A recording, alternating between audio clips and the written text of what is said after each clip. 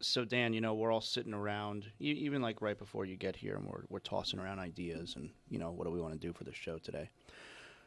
And I had Jeremy trying to convince people that a Giannis trade is bigger than the Super Bowl. It's not exactly what happened. That's the gist of it.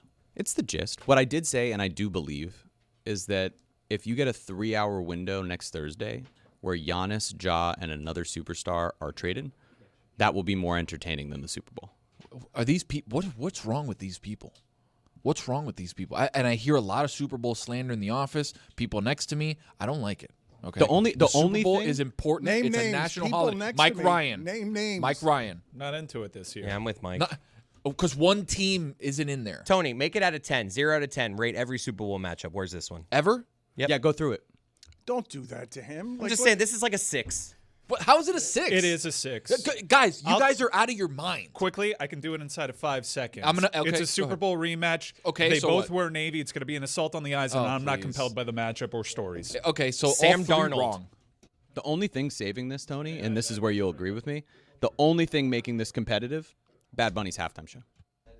Oh, this is absolutely a football game around Bad Bunny's show. Yeah, Like, we are all 1000%. gathering around in 10 days to see Bad Bunny's show. What's going to happen? This is going to be fascinating a number of different ways to watch the Bad Bunny show. But how many people are going to be introduced to the idea of, oh, why? I can't stop moving. I don't understand how it is that this makes me move. Wait a minute. I'm moving. I am now dancing. And then juxtaposing that with, wait a minute, I don't understand what he's saying. What's that language? Get him out of my country. And why is he wearing a dress? Yeah. Man, that's going to be awesome. It's just going to be the scene in Beetlejuice. So, Tony, I want to get into, though, what it is that you're saying, because I did not know this before today. Lewis betrayed him. This is something I learned today about Tony. Lewis says, yeah, Tony's a Patriots fan. Tony, I didn't know that. Tony, Wait, what? Yeah, thank you. Okay, so I'm not the only one. I feel like he's so Miami. Well, so Tony is a Patriots fan, and I'd like him to explain himself. But we really have gotten hardened when Mike Ryan doesn't like the Super Bowl, and it is the most improbable Super Bowl there's ever been between a team that was 80-1 odds before the season and a team that was 60-1 odds before the season. Like, And on that's top of never that, happened. The narrative of Sam Darnold getting to the Super Bowl after having 17 teams in his wake. No, there's occasional good stories. Yeah, you can. So you told me there was no storylines you liked. I said I'm not compelled by the majority You're not compelled of the stories. by Sam Darnold. To me, the Super Bowl. Mike Vrabel getting to the Super Bowl, he said he would cut off his dick. All right, okay, dude. Like, you know about cutting off that dick? If he was going to do that, I'd watch. Whoa! I would no, not like that. I I don't would like not that. watch. Why would no, you? why That would you make it more watch that? entertaining. No, Obviously, no. it's too graphic to actually show it. Yeah. I would watch, but like if there's I'd a watch. curtain there, No. so I'm seeing his reaction. Yeah, without actually yeah. seeing- See No. his reaction like the waist up. No! I want to see him react. Disgusting. Nah, that's more entertaining. That Mike Vrabel cutting off his dick, then the No. Giannis trade, then the Super No. Bowl. Oh my God. You should take that back. You should consider taking that back.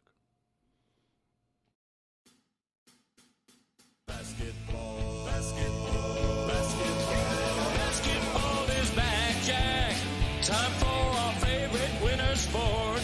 The summertime is over, so let's head down to the court. Time for the tip off. Give me fast breaks on the attack. Will you shoot a three or take it to the rack? Basketball is back, Jack. It's a dream shake down in the post, or a killer cross you love the most. When the offense tries to run and gun, is it man to man or box and one? It's big plays and talking smack. That's how you know that basketball is back, Jack. Let me hear you say basketball, basketball, basketball. Basketball is back, Jack. 360 dunks and pick and rolls. And we're gonna watch it every day till they raise the Larry O. Hard fouls and hook shots. A dagger three and hack a shack. If you say this game's the best, I'll say Zagak. Basketball is back, Jack. Basketball is back, Jack. Basketball is back.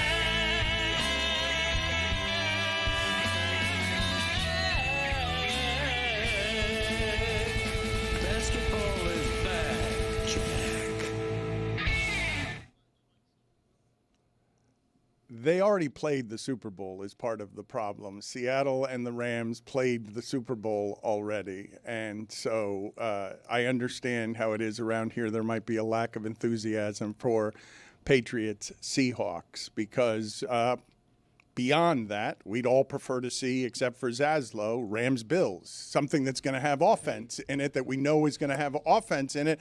And these two offenses have been good, but it'd be real easy to forget that the Patriots are good at offense given the last two defenses that they've played against. I've been slightly misrepresented just because of the nature of sports debate. Look, I like sports. I'm not here to tell you the Super Bowl sucks. I'll get up for it. I'm going to be watching it. I'm excited to watch. You're going to watch Super Bowl? Yeah, I'm going to watch the Super Bowl. I hope. I'm into the Super Bowl. It's just a sliding scale, you know. Like I'm not that jazzed up for it. It's all right. I'll get there, I guess. Like, you have many days. We're not going to the Super Bowl this year. We will rummage at the big guest bin on Radio Row next week from afar. But I want to get to a sentence I didn't think I'd be uttering today.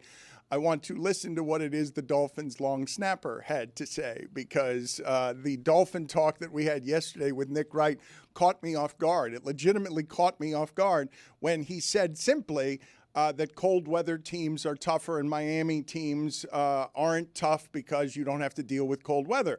And I'm like, man, that seems kind of ridiculous what he's saying there. But then Zaz comes in today, seriously, no sense of irony. He's not joking in any way. And he just looks at me and he says, it's too cold out there. It's too cold, Dan. Like, I didn't even want to get out of my bed. All right. It's Zaslow, it's 4 degrees in New York. Can you guys give me where it is cold? Give me it's where competition. Give me where it's coldest in the United States right now, because I've got my friends from New York calling me saying like I cannot go outside. It's way too cold. And Zaslow's complaining. It was cold this morning for us, but it is still the 50s, right? It didn't get under 50. My car said 49 when I got in it. You don't know these car things. You don't really trust. My wife told me it's going to be in the 30s here this weekend. It will be. Yeah, on Sunday. It was 32 in Orlando, and it was like 39 degrees in Juneau, Alaska. It is negative 28 degrees in Forest Center, Minnesota. This is, I believe, the warmest place in the United States right now. I don't know what Arizona and California are doing, but it's got to be warmer right here. I saw some people, college football people, making fun of the fact that Norvell's hot seat is warming all of Florida. Keeping off what is an Arctic cold front. What's second place right now in terms of warmer than us? Well, it's us because 78 degrees in Malibu. Really? Nice. That seems like an awesome place At to 6 live. a.m. too. Microclimate. The fires. That's the thing. Oh, yeah, Fires. right. It's Yeah, weird. They still haven't rebuilt those, by the way. It'll be like Just so you 78 know. in the middle of the winter, and then like 52 one summer night. California's crazy like that. The thing that I wanted to get to about the long snapper, though, will have to wait because the University of Miami basketball team is a tournament team. They've lost only 4 times this year.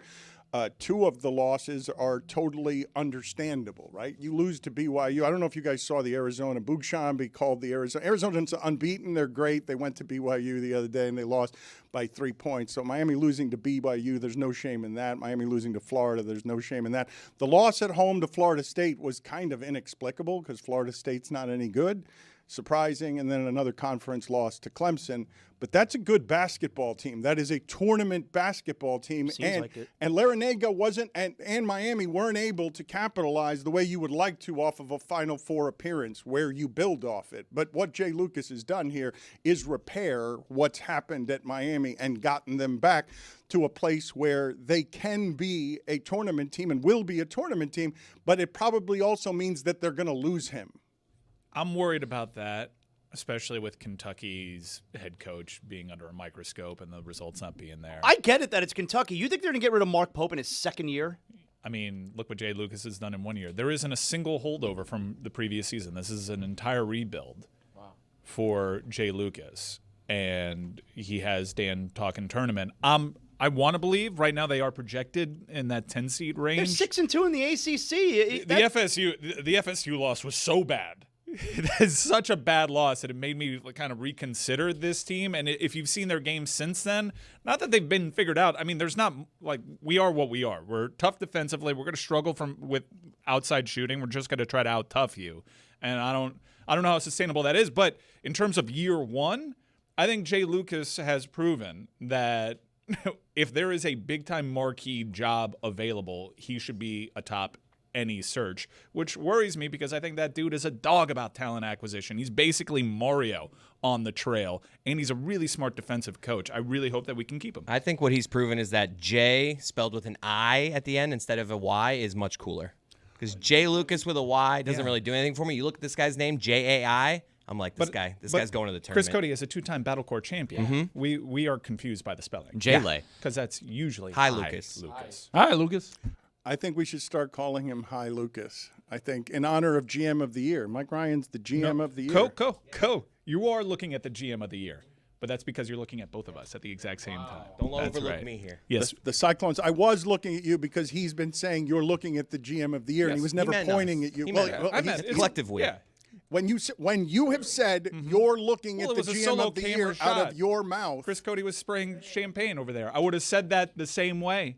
I'm heavily inspired by See, you're early doing the thing. You're not going to do it. 1990s WCW. You're not going to do it. You're not going to divide us. There is no schism in this locker room. Zaslow, that's fine. I won't talk to them about this. When Mike Ryan was saying, as he has been saying for several weeks now, you're looking at the GM of the Year, was Chris Cody ever in the room? Was he ever pointing to him? Was he ever asking us to look at Chris Cody when he was saying and has been saying the phrase, you're looking at the GM of the Year? I'm just remembering a post-tournament video interview, and it was just Mike Ryan on the microphone holding a trophy. I was too busy. Shh. There was plenty of Chris Cody Spraying clips. the What are you court. guys trying to do? They're not doing it. We have a It's not championship working. culture. It's not going to work.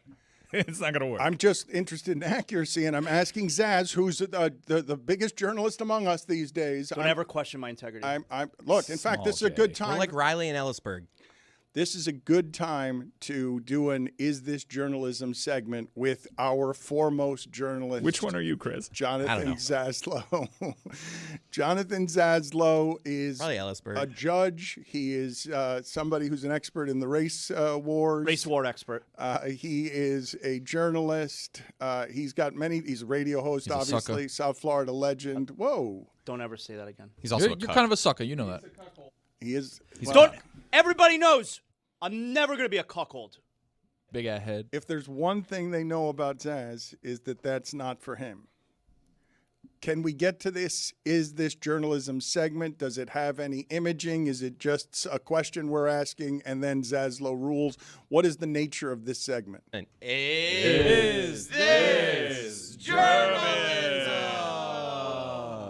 All right, Dan, let me present to you here That's the it? latest edition of Is This Journalism? You may have saw Awful Announcing. They linked to the story, awfulannouncing.com. I like them, read them all the time. And the headline here, Shams Charania, ESPN NBA insider, Shams Charania to play in NBA All-Star Celebrity Game.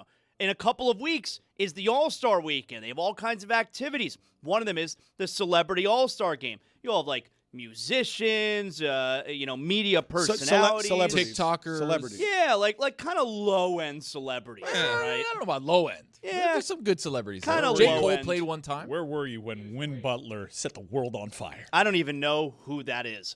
But Shams Charania, Brad Williams has played in it. There are. has he really? You got to post him up. The thing that is happening with this celebrity game, though, when you guys say that.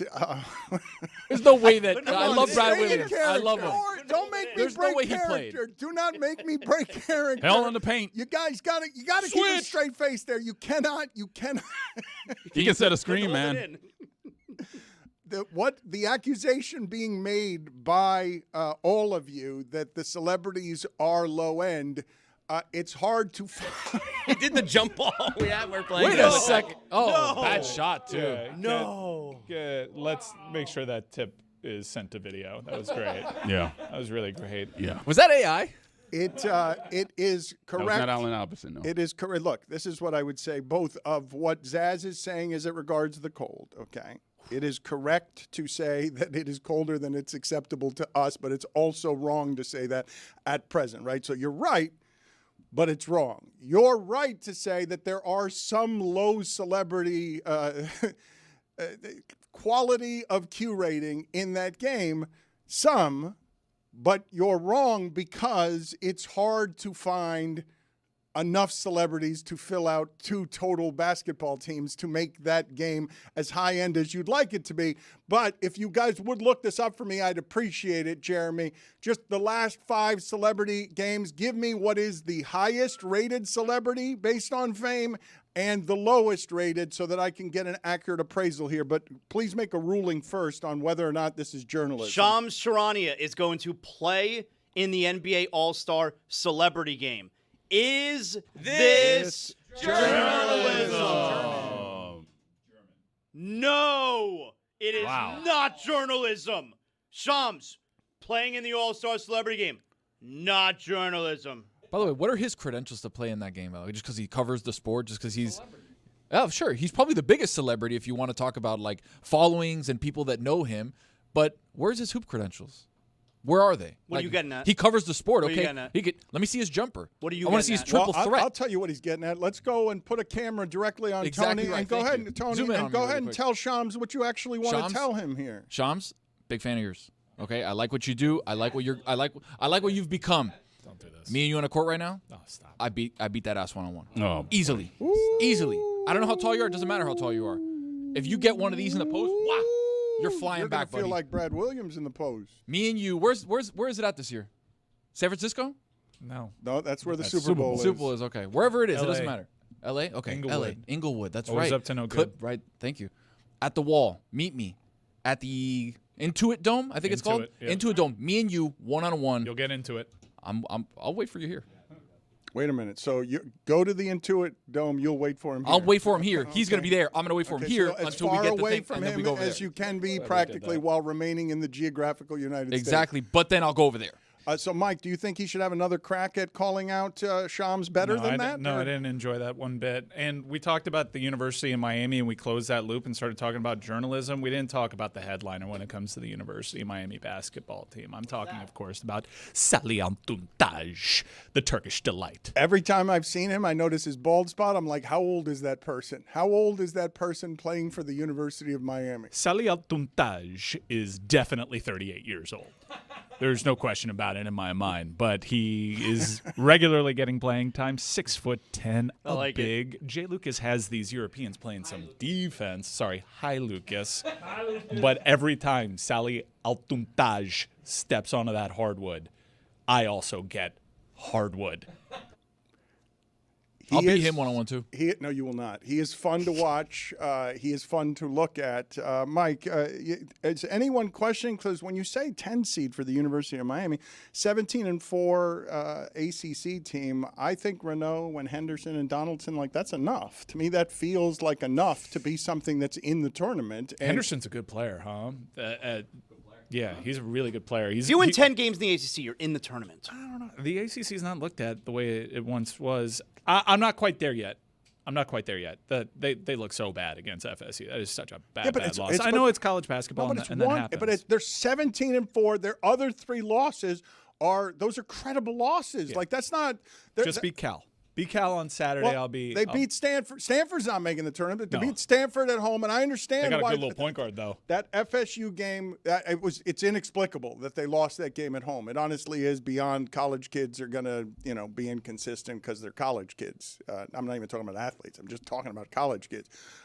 But that seems like it's obviously a tournament team to me. I don't know why it is you would be hesitant about that. What are they saying, Jeremy, in the people who do these rankings and seedings in season? Because we're going to have to start getting ready for this stuff. And I do plan on and want to have a combined Selection Sunday Oscar show that we combine with Adnan Verk and David Sampson and just make a mess of that Sunday night. What are they saying? What are the experts saying? Well, Joe Lunardi is the expert, and he has the University of Miami as a 10 seed right now, as one of the last 4 teams to miss the play-in games. So you know how there's those Wait, they do games last amongst 4 in and also last He's 4 to breaking it miss in. the play-in? He's breaking it down. He's giving you as many specifics Too as possible. much. Just give me the teams. Also, Kai Cenat played in the celebrity game, Dan, so you might want to eat your words. No, that's what are my words? I've said they have legitimate celebrities at the Chris high end. Brickley. I think Zaz is the basketball one that trainer. said Chris small Brickley's celebrities. famous. Come on. That's the least famous of the group. Kai Cenat's a low-end celebrity. That's Get low. out of here. No, He's he's not. not. Low-end No, celebrity. he's not. What you're Come talking on. about. One of the biggest Zaz, streamers in the world. Mafiathon 3 did like a billion streams. What about Drewski? Zaz, He you've also aged played. out. He's also low-end. Zaz, no. You're Low-end. low-end. You are low end. Zaz, You should not be Zaz, saying that. You know about what? Drewski. Zaz, you know what? Drewski. I hate to hit you with this. No, you don't hate that. Minor penalty, 2 minutes. Accidental racism. I do hate to hit him with that one because that's what just happened there. Two Americas. You don't know about that. You're Drewski. deflecting. Two Americas. What do you mean? I took my penalties. I served my time. You like Drewski, Dan? Yeah, I do like Drewski. Okay. You would call him Ty Cenat. Major penalty, 5 minutes. Swooning comedy. 5 on 3. Those are the toughest to stop. What Zaz just did there to Kai Cenat, like I can't believe he just did that. Where he's that far out of touch. I understand generationally, I understand even culturally. You can't look at what's happening among young people influencers and ignore the followings. Like how in what world are you calling Drewski and Kai Cenat?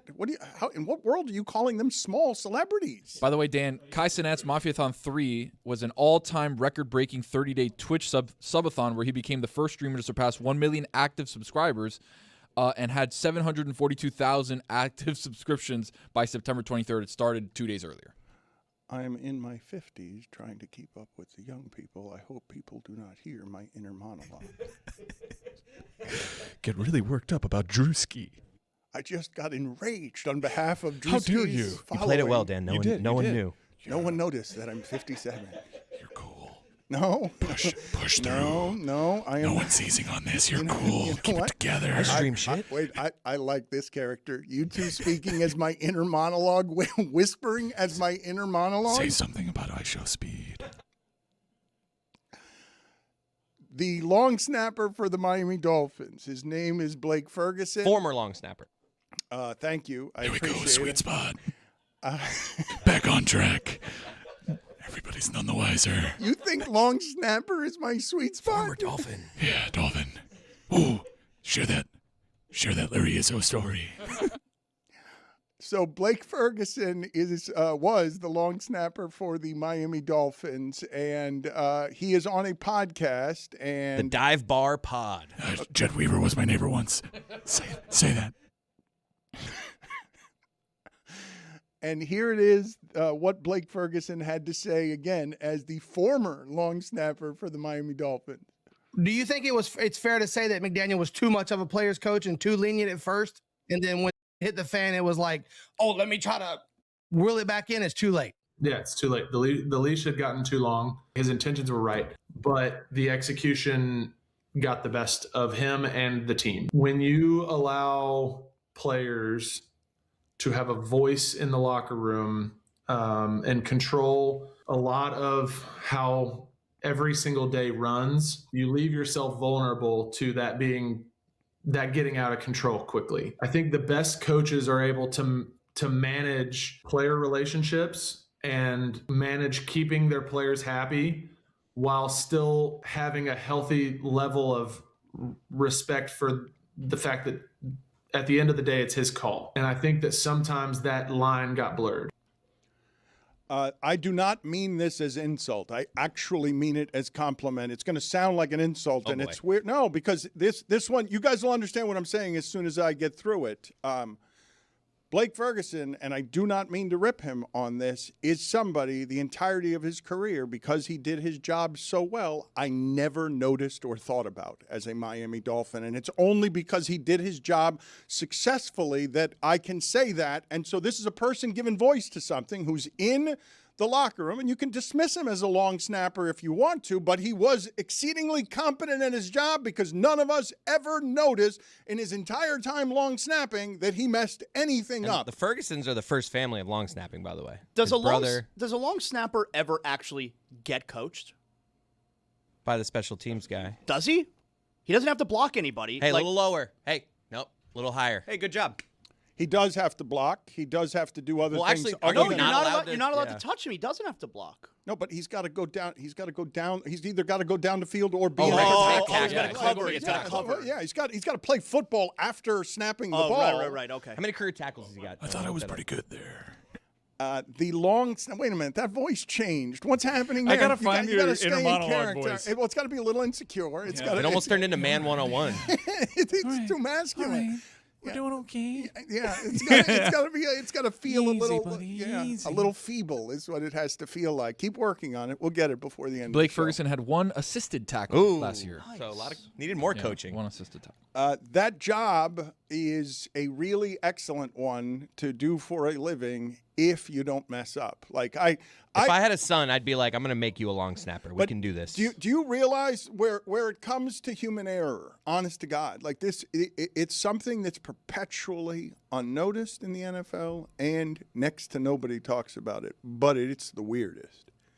Do you know how exceedingly odd it is that none of these game-ending field goals ever have a bad snap that doesn't get handled by the holder? Like it's going to happen in the Super Bowl now. It's just an insanity that it's never a bad snap. Do they use different balls? No, Kicking it's balls. the same. Yeah, they use kicking balls. Kicking balls. But it's not the ball that the reason. Like you would think, right? There have been times. What was the name of the last time it happened? Was the New York Giants, and I remember the name only because it's so. Or I'm close to remembering the name. It's Junket or something like that. It was so many years ago. A Giants long snapper ended up costing a playoff game. I think Against it was the Niners. Because nobody knew his name before that, and then we're all stunned because none of us on an extra point or field goal are ever expecting a bad snap. But your entire worldview is upside down as the long snapper. Like it's not an easy job. Like it must be easy to perfect because they've all perfected it. It never gets messed up, or the holder is often so good that he corrects the bad snap. But just off the top of your head, give me all the famous missed snaps you remember. Romo. That was Romo putting the hold down Was it a for great it. Dan snap? nailed it. Trey Junkin. No, it's a good point you're making because you see at least once a game probably. The center does a bad snap to the quarterback. Happened one time a game. Where they have to like reach up for it. Yeah. It's a hard thing to be consistent about. And it never happens with the long snapper. Well, that snapper's doing, 45 a game, and this There's a lot more But shotgun that's these not days. why that's happening. The reason that some of the shotgun snaps happen is because the center's also worried about holy. This pressure. He's gotta coming. pull. Yeah, well, no, Yeah. he's got not just pull. He's Level got pull. he's got to No, make centers sure Centers that don't pull. centers sometimes pull. Get out of here. Yeah, centers are like the Aaron second most Brewer, important Dolphin guy. center, that guy pulls. He pulls. Centers are also identifying Does pull. protections. You got to point the mic. That's the mic. I don't know what that means. I never know. the what quarterback he does. you do know what That means it's the guy that's Do you most like likely football? to Do you like blitz. Will Sam? What does that mean though? Like I know they He's say the middle linebacker. linebacker. He's the It center tells of you the what defense. the entire defense Sam is. strong It side. tells you Wait, if it's Will- always the middle linebacker, why does the center have to point it out? because everyone he's not else can't always, see? because he's Because not they're always always in the middle. disguised. He's not always right way. Yeah. I feel like, like he might be you over guys there. are being Sometimes 52 dismissive is and not you the don't know mic. exactly. So Like, if you the guys middle have an idea. linebacker moves off to the side, he's going to point. He's over there. Mike there. Yeah. Yes, it's for the That's why he's protections. pointing. All right, Zaz, I'm sorry to do this. No, him and Oh, Chris. Chris has man. been bad today. Chris has been wow. Minor penalty, 2 minutes for a contribution. That's right. Wait, I was offering. my Wait a minute. 50s and I I'm was still giving that the- penalty to Zaz, and now Chris is always Chris should get it also too. leaving. Why? Wait a minute. Why is Chris being Because he was penalized? doing the same thing Zaz was. Didn't understand that you point the mic out. But it's the sometimes middle it's to the linebacker. far right. Sometimes he's like, watch the mic, watch the mic. Yeah, He's because looking like he's gonna they're in a blitz over different here. alignment. All right, so hold on. I'm sorry. Minor penalty, 2 minutes. Peste tremenda guys are como right. mierda. I'm gonna look it up. Peste tremenda como mierda. For those of you who do not know, smelly, tremendous shit eater is what it is that Chris Cody just got penalized with. Thank you, Roy, for sitting in the seat. What about the meat of what it is that Blake Ferguson said? What are your thoughts? Like, this is the reputation, and I don't know, guys. Like, I really don't. Do you think that Sean McVay is a player's coach? Do you think Pete Carroll is a player's coach? Like, how are you guys doing this? A lot goes into the leadership of people. Many of these people are learning on the job how to lead. Mike McDaniel has never been a head coach. You get the reps that Andy Reid gets, and you go from being what Andy Reid was, bad clock management, to being what Andy Reid is. We were talking about Tom Brady here over the last couple of weeks. Tom Brady has gotten better. Why? Because with reps, you get better. You have to have the opportunity to get better at these things. But I would want to work for somebody who's a player's coach. And it insults, to me, adult human beings who are responsible professionals to say they can't be trusted to keep each other in line and accountable because they're professional, good at football, and they don't need somebody who's a scolding teacher to rain down fire on the back of their heads and yell at them like Tom Coughlin did when the kicker misses a field goal. And that's not actually teaching or leading. It's just Tom Coughlin being mad and venting. Dan, it's also Tom Coughlin, 2-time Super Bowl champion. Correct. I do think that there is something to be said for culture, and sometimes disciplinarians do break through, and sometimes locker rooms are too loose. So, do you think Sirianni's a disciplinarian? Do you guys think that Andy Reid's a disciplinarian? I mean, look, if Nick Sirianni was a true disciplinarian, would A.J. Brown be doing this weekly? Would he be reading a book on the sidelines? I just don't know.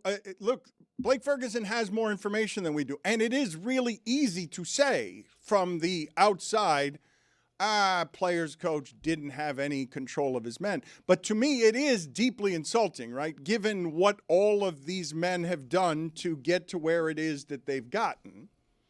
And I don't mean this as a slight against the long snapper either, but it's easier to be a long snapper than it is to do some of the other things required to be great at football.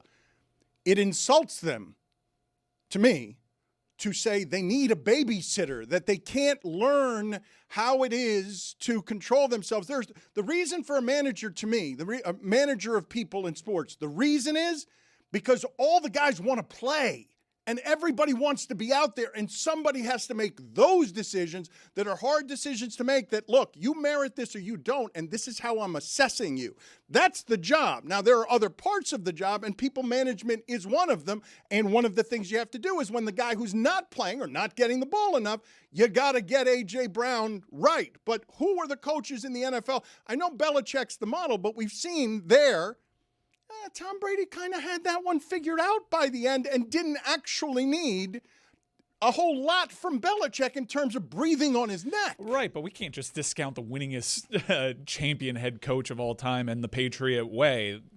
You could hold up Pete Carroll, who's won a championship in college and in the pros, who's highly regarded as a player's coach. And you could hold up Bill Belichick on the opposite side of the spectrum. Ultimately, leadership is getting the most out of your guys in your locker room. If you have the right locker room, maybe you don't have to press on the gas as much. But I don't think there's a single way to do it. But Mike, I'm not discounting Bill Belichick's way of doing it, but the hiring trend right now in sports respects very often that these guys are adults and need an ally.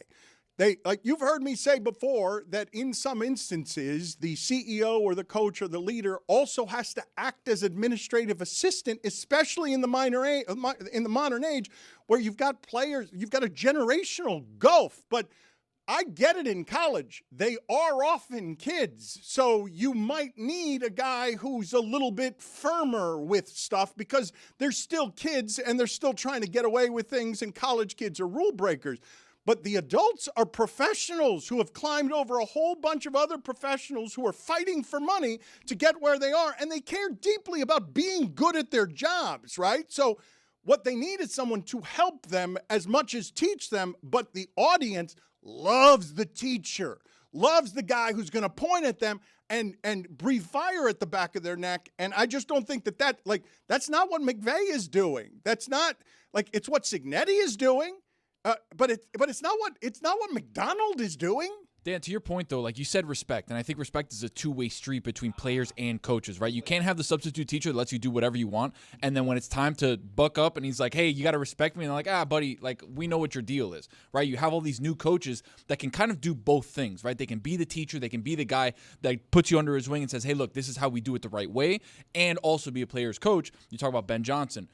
Campbell over in Detroit. There's guys of that mold that can kind of be in both worlds, yet command respect from men in that locker room, being like, no, I'm the big dog here, and you're going to see. But generally, and this one happens all the time, right? Dan Campbell's a great example, Tony, because this one happens all the time. That guy better have played football.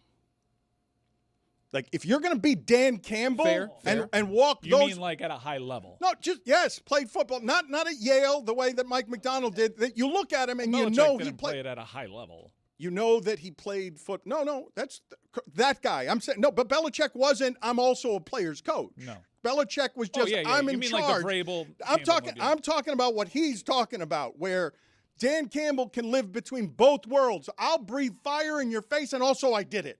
I also was tougher than everybody else when I was playing, and everyone knows that about me. Like, Mike McDonald doesn't have that, but none of the whiz kid nerds do. None of them do. Like, we were making fun of the Dolphins. They're all small. The Dolphin leadership is now all physically smaller than Stephen Ross.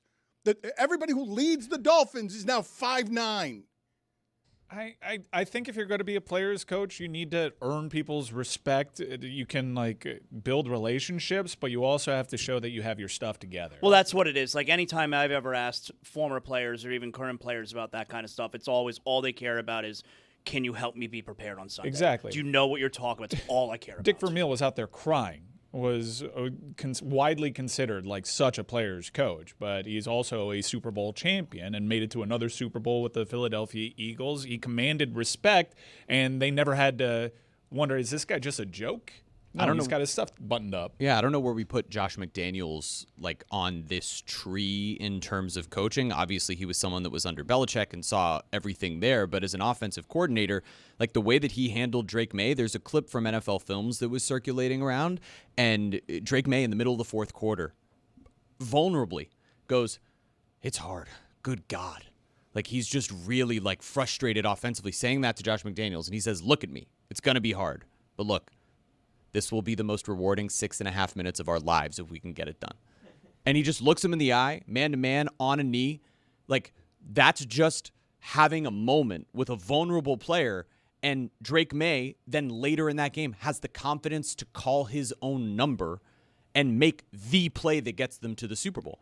The vulnerability is interesting. I don't know if you guys saw what Tom Brady was saying about his improvement. He said that Kevin Burkhardt, working with him, has been feels like the greatest and most helpful teammate that he's ever had. And it got me to think, oh, of course, Tom felt frail. When's the last time Tom felt frail and needed just somebody to hold his hand because he was lacking confidence in a public setting where everybody was ripping him for not being any good, and he's got somebody next to him just tapping him on the knee and helping him and being kind. But the thing you guys have heard me say a lot, right? Because everybody loves the Bill Parcells type, and you've heard me say that everyone listening to this wants the player to have a boss they themselves would not want to have, right? The guy who's just lording over you. We don't run this place this way, and it's probably an indictment of how this place is run, that I'm not sitting there breathing fire on everybody's neck, chasing them around on, hey, make sure you get your deadlines in, make sure, there are barely any rules around here, but it's also why people enjoy working here. But it probably doesn't lead to maximum efficiency on however it is you arrive at success. I don't know. I in recent years, just being close to the University of Miami, I saw how Manny Diaz did things, and I saw a very stark departure. Kids are different, though, Mike. I understand. I do think, you said this, so help me, because you are. But Pete Carroll was a successful college coach. You are embedded in the University of Miami stuff, and so you said something earlier in the show, and you say it a lot, that Jay Lucas is obsessed with talent acquisition. And while I know there are some coaches who are lazy and some coaches who are not obsessed with talent acquisition, the grand majority of them are achievers who are obsessive compulsive about knowing that the way I'm going to do my job correctly is to get the best players. So while you've gotten close to Jay Lucas and Mario Cristobal and seen, my God, the work ethic on these people is insane, I will tell you that the best coaches, all of them across sports, are that, all of them. Right. Look, this is a very isolated sample size. Manny Diaz's approach, Mario Cristobal's approach. When it came to talent acquisition, and Manny got some guys, but when Manny was told no, he'd be like, all right, best of luck to you. And Mario doesn't take no for an answer. And that's why he's much better at his job.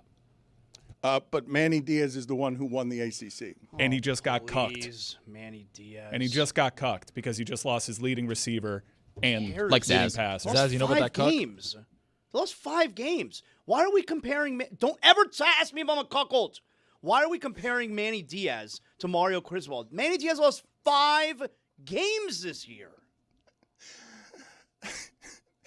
What did you shout? Don't you copped to your cuckold? You said don't talk about my cuckold. No, I said don't ever call me a cuckold. Is that what you said? Why would I ever say don't talk about my cuckold? Please cut that up. I want proof in the next segment. Cut it up, and we will get proof because I may have heard him wrong, but I really did think that I think he copped to the thing that we know about. Never him. copped that. Everyone knows that. Okay. Well, it sounded like you've copped to that, and it also sounded in recent weeks like you're having trouble with speech, and you've had a bit of an impairment in a way that's been revealed to all. I don't like the words you're using. Use different ones. All right. Can you guys put up on the screen Brad Williams, please, taking the tip at the NBA All-Star Tip game? off. Hey, yo. I shouldn't have put it that way. This episode of the Dan Le Batard Show is presented by DraftKings. DraftKings, the crown is yours. Brian Windhorst has been saying a form of this for a while, but now he's just saying it flatly that the Lakers are going to ask LeBron to take a pay cut, potentially a significant one for next season. Last night, LeBron was crying during his return to Cleveland. Crocodile tears. Really? You guys don't think any of that was sincere last night? You thought that was all optics? You all are bringing your cynicism to this? Major crocodile tears, Dan. Dan, thank goodness there just so happened to be a box of tissues underneath his seat on the bench. Because that's commonplace, right? Thank goodness there was a box of tissues for him to wipe away the tears he knew he was going to have. Okay. I mean, we have a box of tissues here because South Beach Sessions could get vulnerable, and we always have it here in the event that anybody needs some tissues. You love that move. Which move? Passing the tissues Here. to the guest. Yeah, that's such a great interviewer move. Here, take these. I don't. okay. I don't love that move. You do. My questions are so great. We've happen to have tissues there. We've gotten good at the move because there are so many tears on South Beach When you Sessions. bite the lip too, as you do it. You guys love to be cynical about vulnerability. You guys love to criticize when people cry. Why is he crying?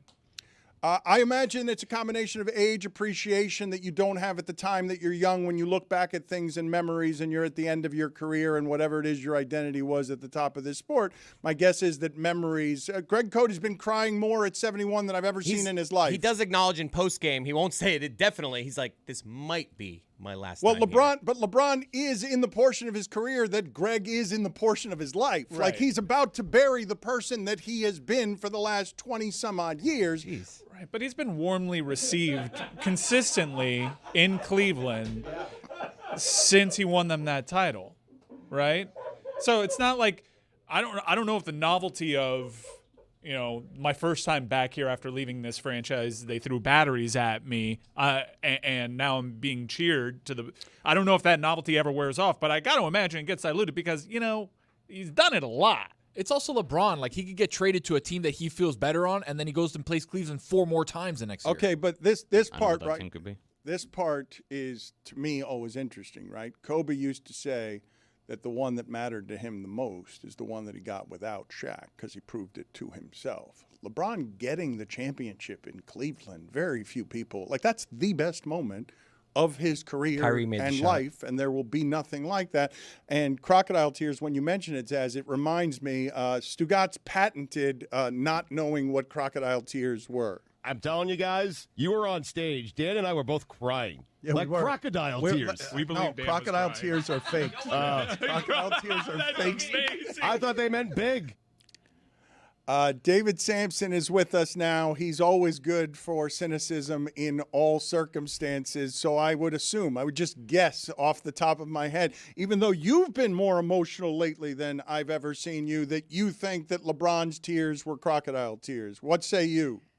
Oh, I think they were actual. I think when it's the end of an era, you know it. He knows it. He knows he's done. His team's done. And he knows that he is no longer where he was. And that, of course, is when the tears come. He is already starting to reflect on what was the second greatest career, in the National Basketball Association's history. So I would expect there to be more tears. Cleveland would be the most, but when he comes back to Miami, if he would actually play, that would count. Or any place he's been, you just you take a last look I'm familiar with last looks, and they're tough. So you believe it was sincere? You don't believe what Zaz is saying? Tissues under your chair, crocodile tears, get out of here? Yeah, we there's tissues all over the place. I've got tissues here. There's, some of the medicine I take causes a stuffy nose, but there is, there's only a few people who will laugh at that, and they're old. But, yeah, there are tissues in various places around the bench. That's very normal, Zaz. I don't think it is normal. And on top of it, LeBron is wiping the tears with his jersey. Why does he then also need the tissues? Did he just wipe his tears with his jersey? Yeah, but you can only reach a certain point on your jersey, then it's too wet and not impactful. The game hadn't And started. also- This is the most Criticism. performative athlete of our generation. Like, he does a lot of things for optics. All right, He's so leaning this is into what the you moment. It's a little unbelievable. extra. Okay, but you guys, man. He's gonna do it again next year. What? I'm the bad guy? Are we gonna get emotional next year too, or is this it? Hold Like, on. is this the Cleveland emotional moment? Can we not imagine that going there closer to the end of his career, playing with Bronny, Making sure in he sits Cleveland? Played there with alone? Bronny before. I understand that. Let the man This speak. is closer to the end of his career, and he knows that. It might be the end of his career with the Lakers, as we just saw that Windhorst report that says take a pay cut. He doesn't know what he's going to do. There was a report yesterday, I think it was Dave McMenamin, that said LeBron doesn't want to do the pressure-filled retirement tour because he knows he doesn't want to play every single That is a game. crock. He says he doesn't want to play every single game of a season, and so in turn, he's going to disappoint fan bases. Maybe he doesn't want to weigh that. This might be the last time he plays in Cleveland, and he got to do it with his kid. I think that might be worthy of a tear. I don't know if it's sniveling or lamenting or choking back tears, or is it dusty in here, but it's somewhere on the tier of tears. Okay, we'll I'm get going to to go ahead and say it's not the last time he plays in Cleveland. We'll get to the tier of tears in a second, over. but I'd like for you, cynics, to just do this as a thought exercise with me, okay? Let's just say, for the purposes of discussion, that LeBron James knows that his tears were 100% sincere. Do you understand why it is that someone in that circumstance after the last 2 decades of his career would think the media and critics are such assholes that after having what was a sincere moment, you guys are deconstructing whether the tissues are real or not? Like, as an experience of the last 20 years of media, do you understand how he arrives at, I don't care what articles are written, I don't care what anyone has to say about anything, because you guys have been talking about everything I do for 20 years, living vicariously through me, criticizing everything I do, and I'm still better at what I do than any of you are at anything you've ever done. Yeah, but we don't do this for every athlete. Have you not followed this guy? Maybe part of it is that he's not sincere. It's his whole thing. It's become like a joke on social media for 20 years, how insincere and how performative it is. If Steph Curry was in a moment like this, I'd be like, okay, Yeah. we would buy it. I would totally buy buy it. it. Yep. Maybe, but I would say that there's such cynicism now around sports fandom and the customer, and everything has become so poisoned that maybe you do that. But when Brett Favre did that, before any of the Brett Favre stuff happened, I remember the conversation here where he's weeping in front of his locker and you guys buried him. You guys just buried. Was that before or after he threatened retirement 3 times and then came back for several different teams? I guess sometimes cynicism is right. Like, yeah, I understand your perspective. Actually, I don't, because you're hardlining believe him, and I'm not hardlining cynicism. I'm saying there are performative aspects to this. Yes, it's touching. They had elevator signs all around the locker room, like, welcome back home, Bronny, and Bronny's a little kid, and LeBron in arguably his greatest professional moment ever. Like, yeah, that stuff hits you in the feels, but he knows when the camera's on, famously. Yeah, but you're performative too, and you're also aging. And if I put a moment with you and your daughter in front of people at the end of what we know is the end of this, and you were crying, and people would say, you know what, he's a performer. I don't believe that. He's acting. It's a bit. That's Mike Ryan. That's bull. That's not real. Those feelings aren't real. Okay. I also didn't crush David Brett Sampson. Favre. I was 8 years old. I would not show my daughter on camera. Mike, you will definitely cry when this run is over. You've had an amazing run with Dan, and whenever that time comes, whether it's in 5 minutes or 20 years, you will definitely cry. Yeah, no doubt. And you will know when it's the end. Like, I'm not going to cry now because it's not the end, despite what Reddit might Thank say. God. Well, there are moments, Mike, where you don't exactly know when the end is, and you don't get to. Not everybody gets to plan their end. True. Sometimes the end is thrust upon them. When you release a player who's not ready to stop playing, that becomes the end or they wait until nobody will sign them, and then they try to, play in Korea. So there's a whole lot of things that can happen to delay, but you can have an interim end cry, and that can be totally legitimate.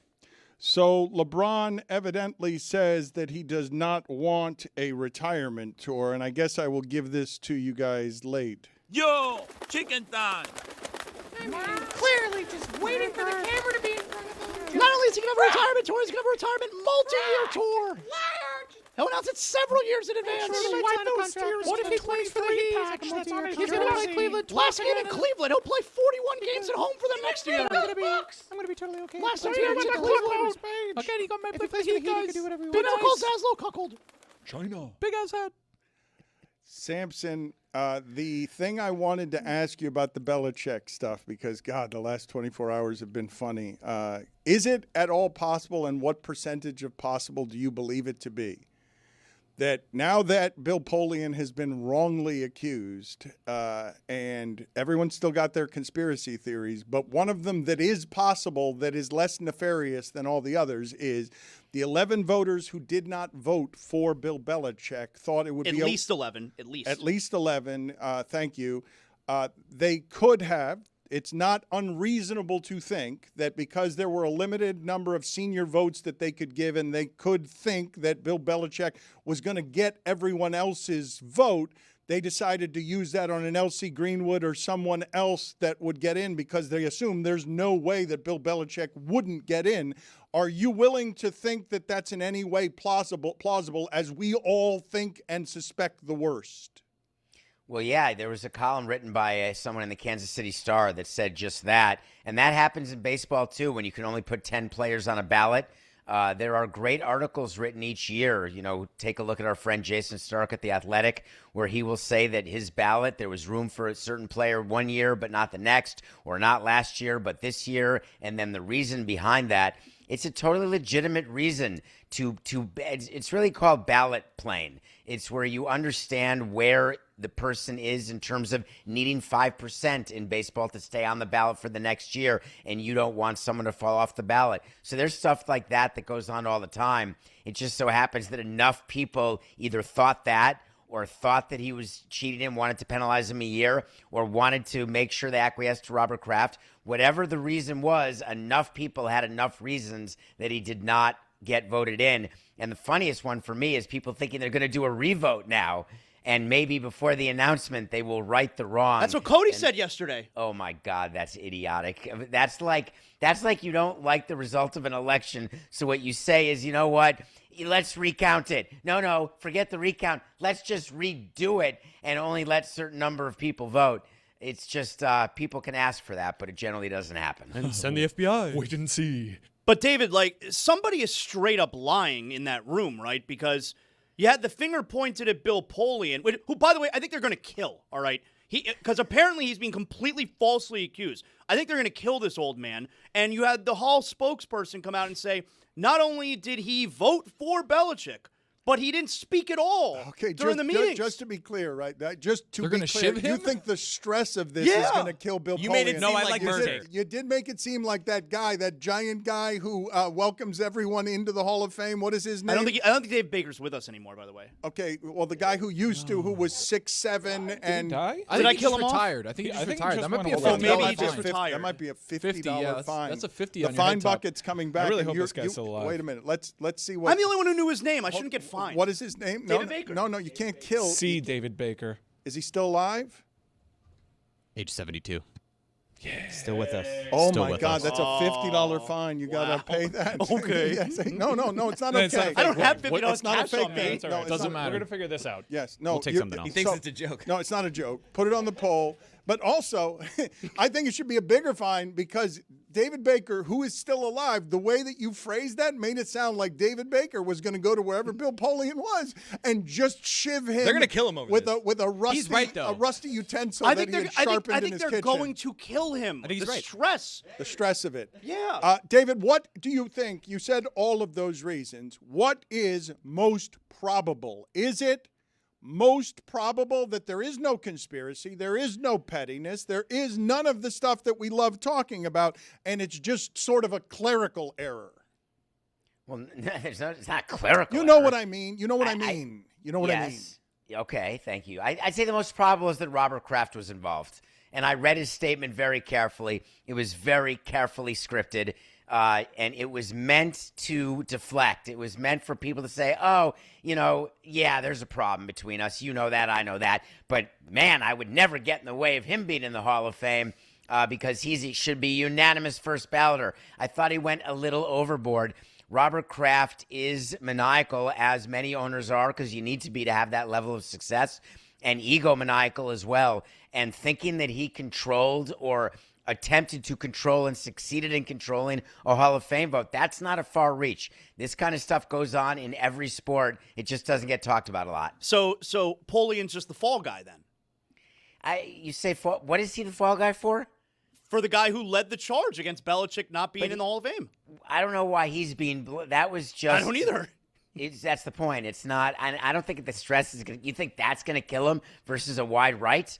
I think that not getting back to the Super Bowl or winning a Super Bowl is far worse. I mean, David, than this. You see the things people were saying about him yesterday? Do you see the things people say about us? I don't think that Bill Polian is necessarily internet savvy. I may be doing judgment there that's unfair, that is also ageist. I saw Jimmy Johnson tweet out his outrage and did so incorrectly by just randomly clicking on an NFL highlight of Fairbairn kicking a field goal. But let's listen to Jimmy Johnson here. Let's listen to Jimmy Johnson's outrage. He was calling people names yesterday and is boycotting the ceremony. Well, first of all, I think this tarnishes everything in the Hall of Fame. All of the inductees, everybody in the Hall of Fame, just because of 10 or 11 or 12 ignorant, jealous assholes who did not vote for him. I think it tarnishes everything about the Hall of Fame. McAfee really enjoyed the saying of ass on ESPN television. I smiled. We all did. I feel like even Hawk smiled. I feel like Jimmy's more offended over this than he ever was with Jerry Jones. Put it on the poll at Le Batard Show. He can't smile. Are you stunned that Hawk actually smiled and showed Got you a big old grin, a human reaction that was not I don't embalmed? believe this. Let's see. No, it is. It's my obvious. God. Look, I want you to notice here. I want you to notice sort of the adolescence in this. We all had the same reaction.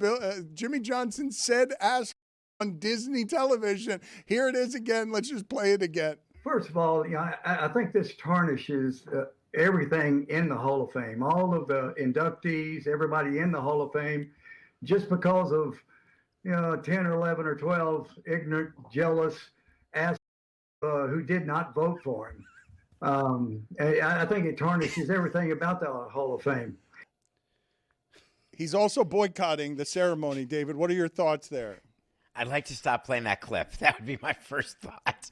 My second thought is Jimmy Johnson not going to eat, whether he has other plans or if he really wants to make a statement. There's a lot of things you can do. You can go to the Hall of Fame and speak to the Hall of Famers, the enshrinees, the selectors, and try to change the process and effectuate change in something versus a boycott. I'm not sure that's altogether going to be impactful or effective. I understand he's upset, and I will never sully him because he's a fellow survivor. But what I will say is that was a really ineffective when you resort to calling a writer an ass because they have a certain vote a certain way. It's just wrong. He could be impugning other Hall of Famers. He could be talking down to people who are not writers. As you know, it's not just writers who do this. So I found it to be performative and very much in line with what that show particularly enjoys and what causes them to smile, which is the lowest common denominator of humor. I understand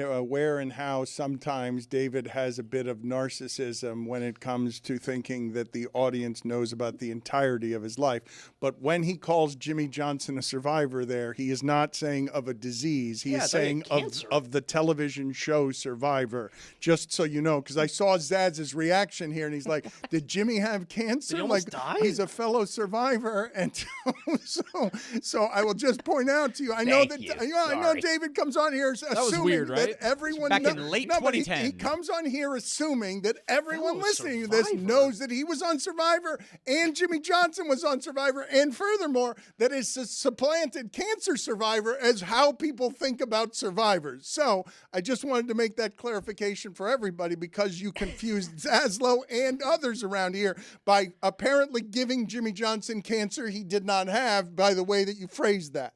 Yeah, I don't use Zaz as my barometer. So if Mike Ryan and others were, then it didn't land, though I'm not trying. Tony, what did you think he was saying? It sounded weird when he said it, and I just had to do the math of what Survivor. Okay, whatever. Jeremy, did everyone here know he was talking about the television show Survivor? Well, it gets mentioned like every other appearance, so. All right, you guys did know. So when we talk about old people and Polian not being perhaps internet active, let's just put up the tweet that started all of this, because Jimmy Johnson was calling them as. He was doing it on Twitter, but randomly he's doing it linked up to a Fairbairn field goal that cut the lead to 5. Yeah, it cut the lead to 5 with a 51-yard field goal in the Houston-New England game. It was 10 days later that he tweeted this. How did he even find that one? So I've almost sent a tweet before where I'm like, oop, I almost quote. Like I've almost done that. Like, before. how did he think to actually quote tweet it? He didn't hit reply, he quote tweeted. He was emotional. He just went immediately to whatever was the first thing and hit send, because I've not seen Jimmy Johnson. Honest to God, I haven't seen this part of him publicly. Like, he was genuinely pissed off. Look, I'll give you some of the backstory here, okay? Bill Belichick wouldn't have a whole lot of friends like Jimmy Johnson, who have an entire commonality that very few people wouldn't understand. So it's a shortcut to friendship, right? That they both sort of lived similar professional lives. Bill Belichick goes to Jimmy Johnson's boat and has sort of envied the life that Jimmy Johnson has created post-football. And what Jimmy is doing there, Jimmy has gotten older, and when he gets old and emotional, he starts crying about things that matter to him. And while he makes a throw-up gesture when he talks about what football did to him, looking back on it when he did so through his Hall of Fame career, he wept like a baby because he was given a fountain of youth to examine sort of the gratitude he had that he didn't have time to have when he was busy competing. And he just saw that his friend was denied that moment. So he's pissed off. Like, he's just super angry that his good friend doesn't get after a pretty tough couple of years. We know that whatever you think of Bill Belichick's success, we can agree that the last couple of years of Bill Belichick's life have probably been more unpleasant than most. We can agree on that? No. We can't? No, I do not. I know where David's going with this, I think. Because he's having sex with a 20-year-old? That's what you guys are doing? Whoa. By the way, that's like 82% of happiness. Oh my God, David. I go like 78. I mean, come on, guys. Fine, 78, Cody. I'll come with you at 78. If you're a caveman, what do you mean? Okay, if you're an ape or a caveman, yes, okay, fine. That's the only way to get to happiness. I would say that the last 2 years of Bill Belichick's life have been fairly unpleasant publicly. Maybe you guys know things privately that I don't know. Publicly, that seems like an unpleasant thing to have happen to you, what the last 2 years have felt like for Belichick.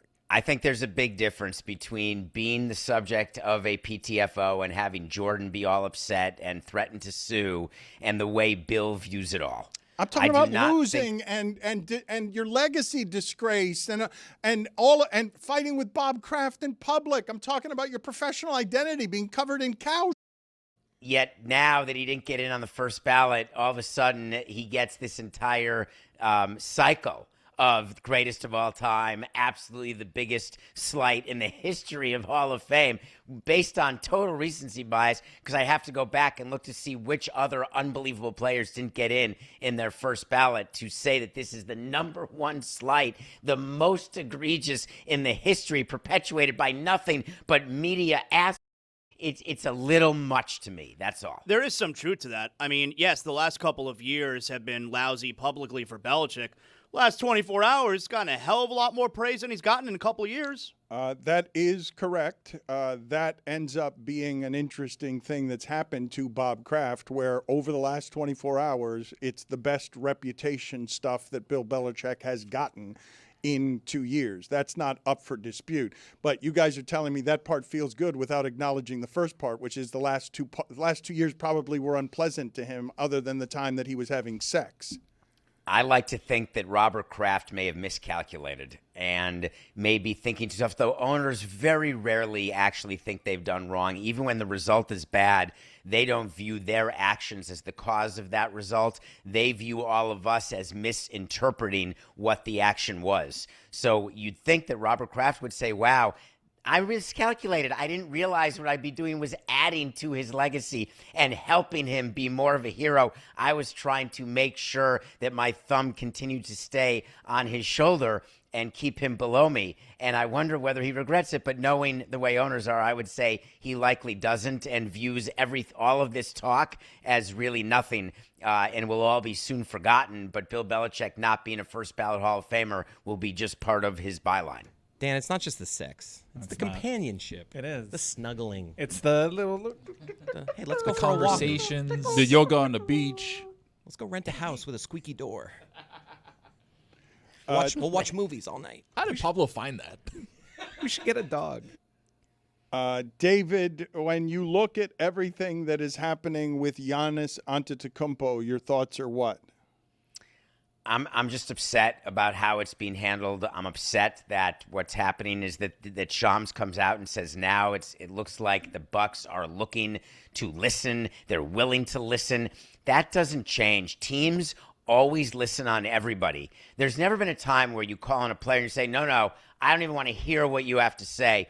Because there's always a trade that you will make for any player. Now, you deny that publicly, of course, and say, that we would never trade this person. But in the real world, the call comes in, and you're like, hey, if you'd give 5 first-round picks and you'd give 3 players, all of whom are outperforming their contracts, so it's an 8-for-1, we'll do that right now.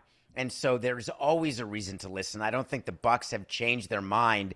And the whole Giannis, I'm not going to ask for a trade, it's wrong. It doesn't actually work where the player walks in your office, I demand a trade. You just sort of know by being in the clubhouse and being around the player. And you go up to the player and you're like, hey, this is not working. That happens way more often than a player just walking in, I demand a trade. It's all ridiculous. And by the way, Giannis to the Heat with John Morant. Jeremy, this is what you think Pat Riley's going to do? I find it to be hard to believe. Bill, let's open up Zillow. Well, Colonial. Jeremy, can you get me the tier of tiers here? Can you get me the tier of tiers and put it in front of David to see whether he likes or dislikes our rankings? 4.5 bath. All right, at the bottom, we have frog in the throat, then sniveling, choking back tears, cutting onions, allergies, shedding a tear, whimpering, the morning cry, or the morning cry with a U, waterworks, crying a river, hysterical crying, crocodile tears, blubbering, the shower cry, the car cry, and the no Sean Moreno tear. Pools are a lot of work. That's too many choices. What about my It's an personal escalation, favorite? though. It's an escalation. It's a ranking system. It's not just choices. It's going from the softest of tears and the least of the sadness to the most of the sadness. So it's an escalating tier of Sorry, tears. thank you. What's the number one, Jeremy? What's the number? Of course, the greatest is the no Sean Moreno singular tear during the national anthem. Look up Redfin. So yeah, I don't know enough about that to comment, but that would crying not be in your my car number is just one. before that. What about crying at sad, like terms? Where's terms of endearment? Crying? The morning cry, MOURNING, was like fourth from the top. Right in the middle. No, but that's mourning someone you know, I assume, or Yeah. mourning a star that. Yeah, that and then you right think before you know. that is the morning cry of just, waking up in the morning and getting yourself a good cry. Right, I'm asking where the terms of endearment cry is, which is the movie or commercial cry, probably the sentimental cry. Just after crying a river, but before crocodile tears? No, I've got it way ahead. It's actually my second most common tier is the both tiers, thank you, is the commercial movie cry. That to me is the second most common tier that I have. You can make it your man cave. What are the schools like? David, can I, since you're going to be hosting, I hope, our Oscars show, since you're one of our movie experts, since you know movies so well, is it possible in any way that I can put on your screen antenna anywhere the fact that Terms of Endearment cry, in all the 40 years since that movie has been made, there are other movies that are more recent that would appeal to, I don't know, Drewski's audience, for example? I'd like to believe that you can talk about We'll Always Have Paris, or there's certain things that transcend generations. Yeah, So- Tony, how much do you know about Terms of Endearment, Tony? I have nothing. I don't know what we're talking about. Jeremy, how much do you know about the movie Terms of Endearment? I know that it makes you cry. I know the movie that makes me cry. You ever see About Time with Rachel McAdams and Donald Love Gleason? that. Sobbed I cry every harder than time. Okay. I've cried harder at that movie than any other movie in my life. All right, so I asked you a question. You didn't answer it because you just wanted to say what Yes, you already and. had loaded Yeah. up. No, that's not yes and. That's no, and I want to just add something here that you It's didn't actually ask no me. and. That's not. I asked No you. but. Do you know Terms of Endearment? I know you wanted to get in your stuff, but do you know Terms of Endearment? Yes or no? No, I'm not very Okay, thank you. God Almighty, man! Oh, he's walking away. You didn't even send him But away. I didn't send him anywhere because now I'm just genuinely made him pissed. cry. I asked you a question. It's like, no, let me do my show. And it's like, how about you do ours? Got to redo the driveway. I personally thought that was additive.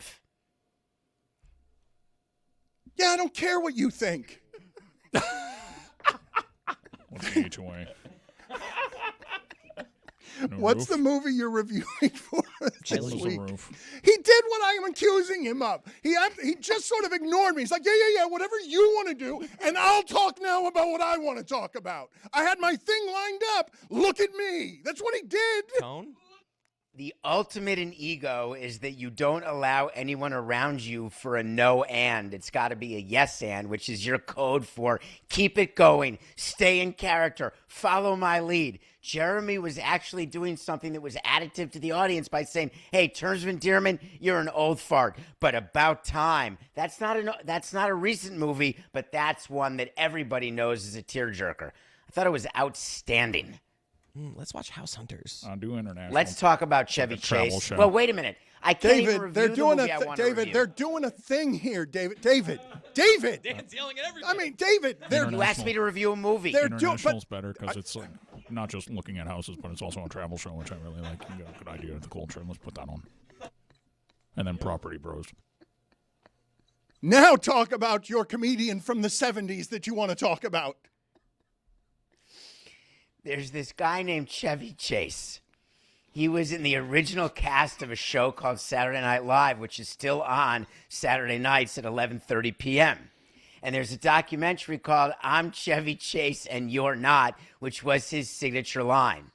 And Chevy Chase may be known to people as the guy from Community, or he may be known as the guy who plays Fletch, or the one who flirted with Christy Brinkley. You may know him from myriad projects, but in real life, he may be difficult, and I like it. It's a documentary that shows all the people who think that Chevy Chase is a true ass, and I didn't care. I don't need him to be liked by his fellow castmates. I don't need him to be enjoyed as a person. I want him to entertain me, and he has done nothing but entertain me my entire life. So I tip my chapeau to Chevy Chase and thank him. And hey, you're not popular. You do a lot of coke. Great. Thank you. That was my reaction to the movie. I thanked him so much during that film. And I'm just glad he didn't die. I'm glad he didn't overdose like the other young comedians who did as much coke and they died and then couldn't entertain me anymore. I'm glad that Chevy did not die from all the coke. David, why do you think he would agree to do this film? Oh, I assume he was paid. Yeah, these guys do not have the money that you think they do. It's one of the weirdest things about what people's perception is of money. When he goes to these Comic-Cons or does autograph sessions, and you saw him during the movie. Remember, Dan, if you watched it, he was signing all those photos. That's a deal you get with a memorabilia dealer, and you get paid quite a bit of money if you're Chevy Chase. And so I assume for this movie he got paid. Ooh, I love that. I know he got paid. Every master interviewer. For the love of God, David, they're doing a thing.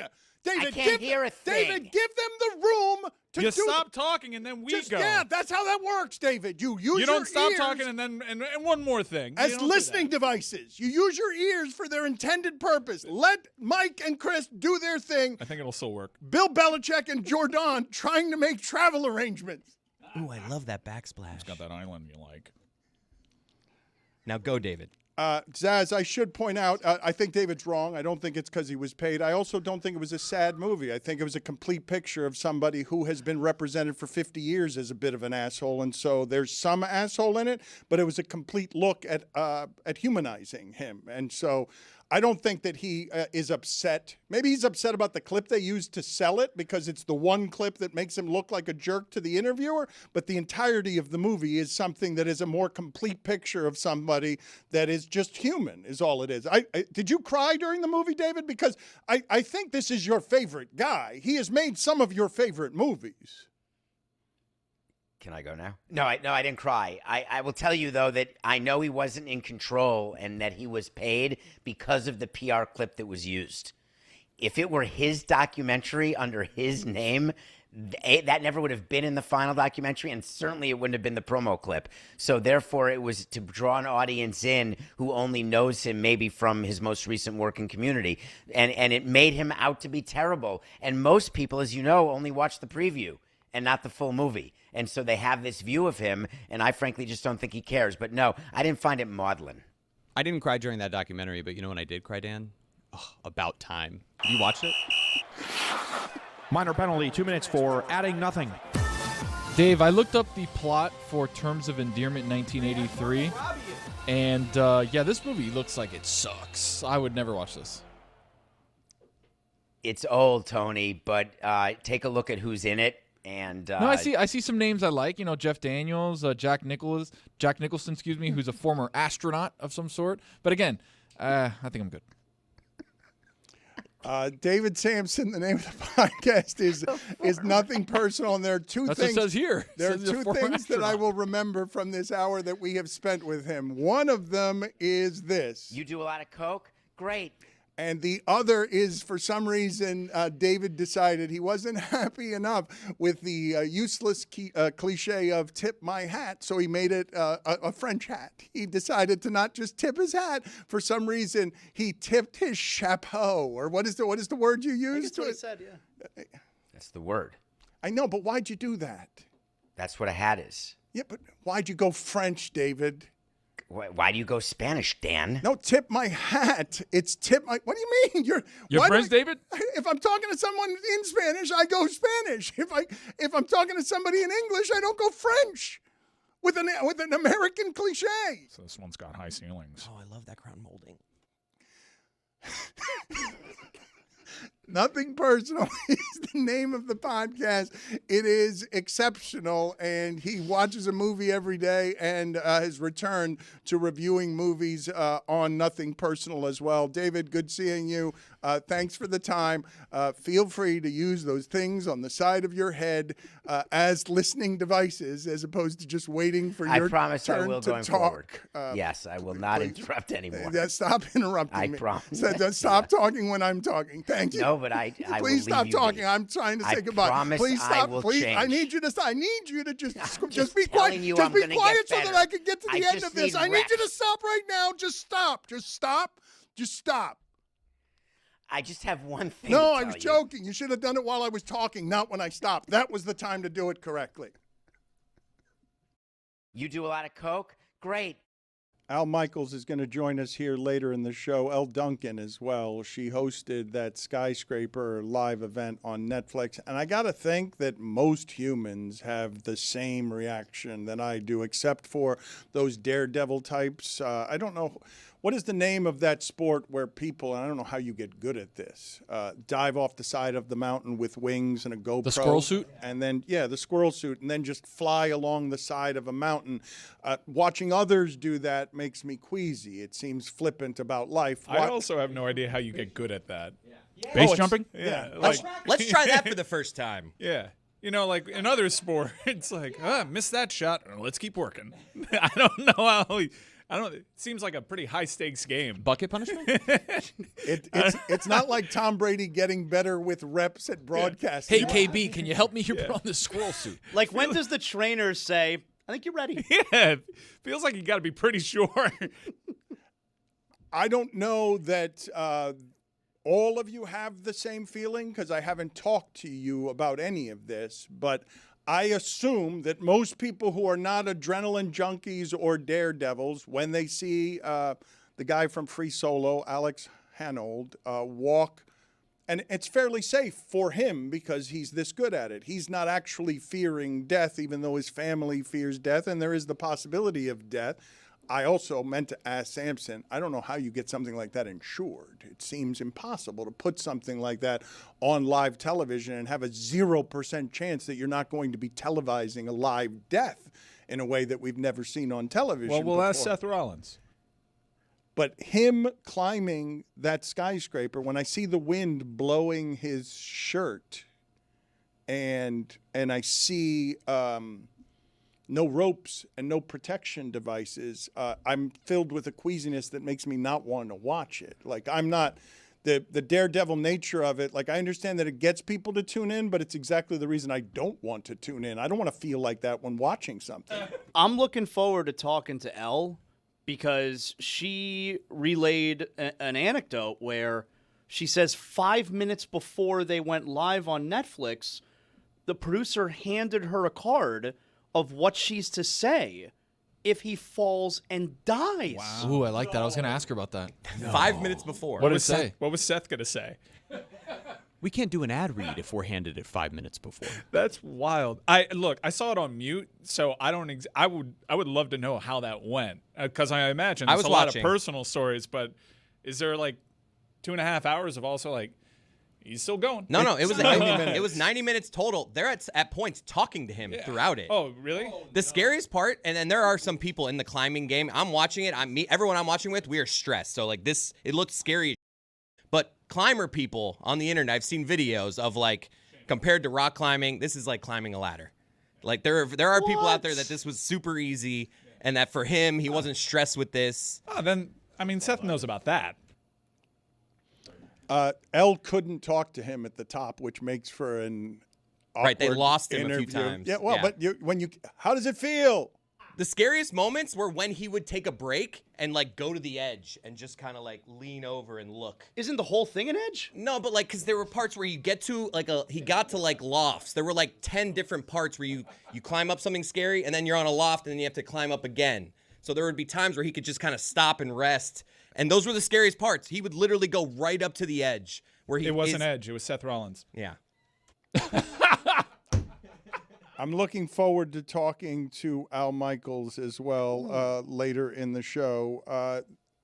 I got to talk to Darren Waller for South Beach Sessions. It came out today, and you guys make fun of me for the tissues and stuff, but one of the things that we're aspiring to do with South Beach Sessions, and this clip will not indicate it, the rest of it will, is to get to a vulnerable place with people who are happy and willing to do so because they care to share their story. Now, if you don't know Darren Waller's story, it has addiction in it, and also he was really, he went dark during his divorce, as a whole lot of people made fun of him because he made a music video trying to express himself about the hurt in that divorce. And to me, it's super interesting to see and hear someone built like that, who plays like that. He's a mutant, right? Like, everybody wants a tight end like this, one of these guys who can run through the seam, and he can't be covered by smaller defensive backs. because he's just too big and athletic. But here's Darren Waller talking about, and I'd like to see him back with the Dolphins for a number of different reasons, because he's good at football, being chief among them. But here's Darren Waller talking about the Dolphins and what the prospects might be for him returning next year. He was the one in the middle, I should remind people, of the exit meeting when Mike McDaniel was fired by Stephen Ross, and that exit meeting ended in both Darren Waller's exit from the season and Mike McDaniel's exit from the building. This season was a bit of a disaster, not for you, but for the team, right? Everybody gets fired, and I don't even know what your relationship right now is with football. If you want to play again, if you want to play for the Dolphins, like if you've gotten to the place where imagine how many touchdowns I could have if I wasn't just coming off the couch because I didn't know that I needed to do this a little better. Yeah, I'm definitely that's definitely a lot of what I've been thinking. Like throughout the season, there was kind of like I could feel myself drifting back and forth between like, I feel like I could do this for however long. And then it's like, the injuries and the frustrations are like, I can't keep doing this to myself and floating back and forth. So now is like the time that I have to sit with both parts, kind of have like a board of directors meeting with both parts of me and be like, okay, like what are we doing here? Like, let's look at the pros and cons of each of these directions and we can make a decision from there. But playing football again and starting to lay the foundation, going somewhere, investing in my training with professionals that can direct my performance and have me be able to take on that load is something that I'm considering. But this is a time for me to kind of reflect on that. This time of season is exactly when not to ask football players if they want to keep playing, because none of them do, because their bodies are just busted up. And so Jeremy was saying earlier that Drake May in A Human Moment is saying to Josh McDaniels, man, this is really hard. And McDaniels is saying, yeah, and all fulfilling things are hard. But I don't think any of us listening to this or even enjoying football sort of understand what price glory. Like, okay, I love the gladiator glory and the money. How much pain am I willing to endure daily when I get up? Because everything hurts and I don't want to actually go to work to go get what Sundays give me. You guys, I think about this a lot just very simply. You're making a tackle and your hand gets caught between helmets.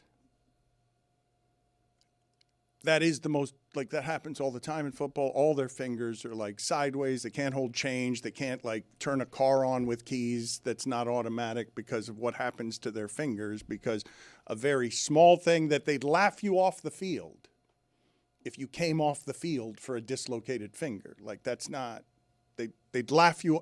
You're not allowed to leave. You need to stay out there. Someone's going to take your job who will play with the fingers all busted up if you run off the field. Do you guys consider it all? I know we all think, man, that must be fun on Sundays, or to play in the Super Bowl, or to be at the height of that, the gladiator glory.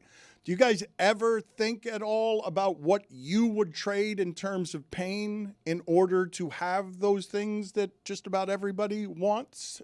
Because the longer they make these seasons, that college football season is crazy how long that is for college athletes. It's crazy that Indiana just won more games in a season than anyone since Yale in the 1890s, because nobody knew back then what the dangers of football were, and nobody knew back then what the commerce of football is that we all need more games. The whole point of it is not actually to measure and get a champion. The point of it is make sure the games are on television so that everybody gets their money. Right. What's the question again? Yeah, are you asking how much physical pain I would endure for my team to win? For glory. It's not just physical pain. It's not just physical pain. For the gladiator glory. We all love the idea of playing in the Super Bowl. Is all of us would like to win the Super Bowl. Everybody listening to this would like to be the reason that the Super Bowl is won. And I'm asking you, how much pain are you willing to endure? Alex Hanold got paid $500,000 for what he did. It's not enough. It's obviously not enough. It's about $500,000. I heard an interview with him where he's saying, compared to what other people in sports are getting for this, it's ridiculous. But if he hadn't done it, somebody else would have. They wanted to get the most famous guy at this, and so they could get him really cheap for that. And I read him talking about how his wife feels about all it. She doesn't want him to do any of it. Free Solo, the movie, was a great movie because it wasn't just about him climbing a mountain. It was about her trying to climb the mountain of a relationship with a man who's crazy. and he goes out and he risks his life all the time, and she's worried about it all the time, and he doesn't worry about it as much because these people who do these things can't measure consequences the way the rest of us do. And so we can't be them.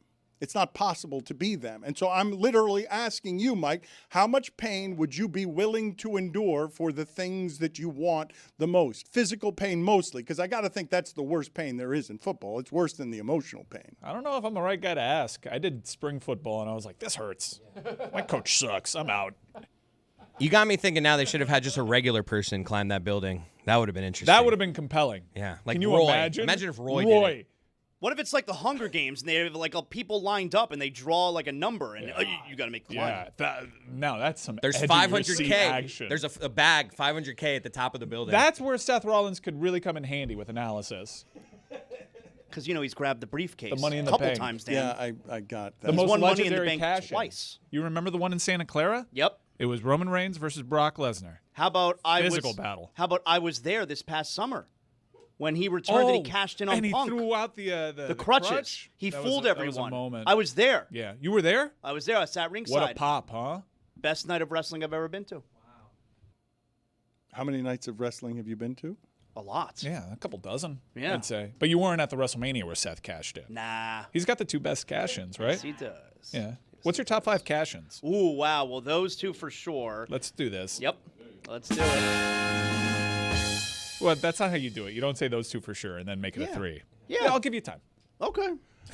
In the interim, I would like to talk to you about what you've been doing recently with your television viewing habits because I don't know if there is a more rewatchable show. I love Breaking Bad. I love The Wire. I love a lot of television, but I don't know that there's been in my lifetime a more rewatchable show than The Sopranos. It's just very easy to check in at any point. Like I've done it twice now and I've been tempted to do it a third time. Really? Because it's just so easy to watch and it's fascinating to see ground zero on television for the entire genre of Suits and all these other shows where the people can be bad and you're still rooting for the bad people. Like it's to my recollection, it started there as an art form. And I've told the story before, right? David Chase tells the story, and spoiler alert to any of you who have not seen The Sopranos, that it was very close to ending after season 1. And he had to fight like hell thinking it was going to end because he's saying, no, Tony Soprano needs to kill someone on screen. He needs to be a murderer for me to tell the rest of this story. I want to test people and see if they'll root for a murderer for the rest of this story. And HBO, which pushes all the limits, did not want him to do that. And the show almost died after 1 season because of that. And so I can always watch. I'll always stop on an episode of The Sopranos I don't do much scrolling anymore, but if I'm scrolling, I will stop. So 2 nights ago, I just finished my first ever rewatch of The Sopranos, all right? I've been watching it again over like the past month and a half, 2 months, and I got through the whole thing 2 nights ago, and I hadn't seen it. Like, I'll stop every now and then, like, if it's a marathon, I'll watch an episode here and there, but I just watched it straight through again for the first time in probably 20 years, all right? And I'll tell you, I had a very different experience with that show this time around. Obviously, incredible show. That's not going to change. But 2 things stood out the most to me. Number 1, the show is really funny. And I guess I didn't notice how funny it was the first time around. Because the first time around, I'm in my 20s watching it. And just, I don't know. And it's discovery. You're seeing something for the first time. And you're not used to something like that being funny. So you wouldn't expect it to be funny. And you can't rewind it back then. If we're talking like rewatchable, the GOAT of rewatching, you got to go lighter. You guys are going way too stressful. Dramas. Give me Seinfeld. Yeah. Every day of the week. I don't like rewatching comedy. I've never done a You're drama crazy. rewatch. The Never. modern day is Modern Family. The modern Seinfeld, Great I can one. put Modern Family any episode. No, I Great. want to watch the story. If I'm rewatching, I'm watching a story again. Well, by the way, Seinfeld, that's the original rooting for bad people. Well, so 2 things that I noticed again watching Sopranos. Number 1, the show's really funny. And number 2, and this is more so what stood out to me, I mean, I obviously knew it because he's a mob boss, and that's what the show is about. It's about Tony, and he's a mob boss and everything that comes with it. Thank you, Zaz. But Tony Soprano was a real piece. And you root for him. That was like the thing about that show. Yeah, and the first time watching, it's like, yeah, like I'm obviously rooting for him, and I like this character, and I don't want bad things to happen to him. And watching it now again, I guess because I'm 20 years older and like I'm a real grown-up, he is a really, really bad person. I think for me, the best rewatchable is The Office. You can kind of put they live individually, but then as you watch them as a long narrative, Michael falls in love, then falls out of love, has a marriage that ends it, and then goes to find his love somewhere else in Colorado. Like that narrative and that story arc kind of goes with all these different permutations of the story, and then comes back to like tell that one main story. For me, it's Scrubs and the evolution of JD's character and his friendship with Turk and his. See, we go comedies, Zaz. I don't get it. I would never rewatch a comedy. Goat of rewatchable. This goat conversation is presented by Frank's Red Hot. Make every dish the greatest. Eat the goat. Also Glee. That was a good sigh. I mean, that was a good today. sigh. He's been bad today. Wow. He's been really bad. And for he's him. known it because he just leaves. Yeah. Like, that never happened. That's twice today. He just left. He wore that one. I'm going to write a note down. Okay. Not one thing in particular. It was just overall on the balance of the day, he was bad. Jeremy, J-E-R. That's a show I don't want to rewatch, Jeremy. I want to talk about a couple of the things that you guys just brought up there. Put on the poll, please, at Le Batard Show, Juju. Is The Sopranos really funny? But when you talk about character evolution, one of the things you will find interesting if you rewatch The Sopranos is how much James Gandolfini changed the character from the first season to the sixth. When I've read things about The Soprano, Gandolfini was very insecure and didn't think it was working and thought he was bad the first season as he was trying to find what the character had to be because they were reinventing television. But the thing that you guys are doing, while I understand, is a different conversation than the one that I'm having. All of the things you guys have mentioned are exactly what it is that you check in on, and you're right when you call it light, if you just want a quick 20 minutes of something. You don't want to invest in something large, something that takes an investment of days or series. Just give me 20, 30 minutes of something and let me just have my cotton candy and be done with it. And I understand The Sopranos is not neat and tidy like that. Yeah, that's heavy. I like It's Always Sunny. There's an It's Always Sunny in Philadelphia rave coming to town in like 2 days. Wow. Oh, wow. I'm interested in that. Dayman with a beat drop? You kidding me, bro? Isn't there a Big Three championship celebration block party around here somewhere? We need to end up at some of these places, like the weird things that come to Miami. Yeah, but they need to give me a little bit more access. Come on now, you're the Big Three. What like happened? I need to be. You need to guarantee. We need to rub Lance elbows with the Stevenson. people. It's Way to Katie butter 'em up. Dan, Yeah, this it's should Katie help. Meyer night.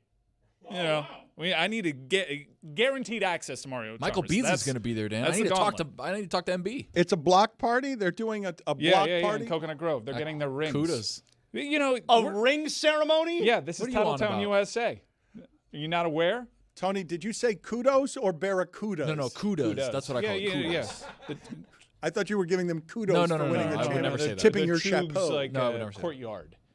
It's You a can beautiful street that they blocked off, Yeah. so now you can walk get to dogs. see You got Big the Three picnic champion tables. Mario Chalmers, Michael Beasley, Reggie Evans. You can ask him about getting hit by Chris Paul. There's a lot of questions that I would have, but I need guaranteed access. Again, it's Katie Meyer night.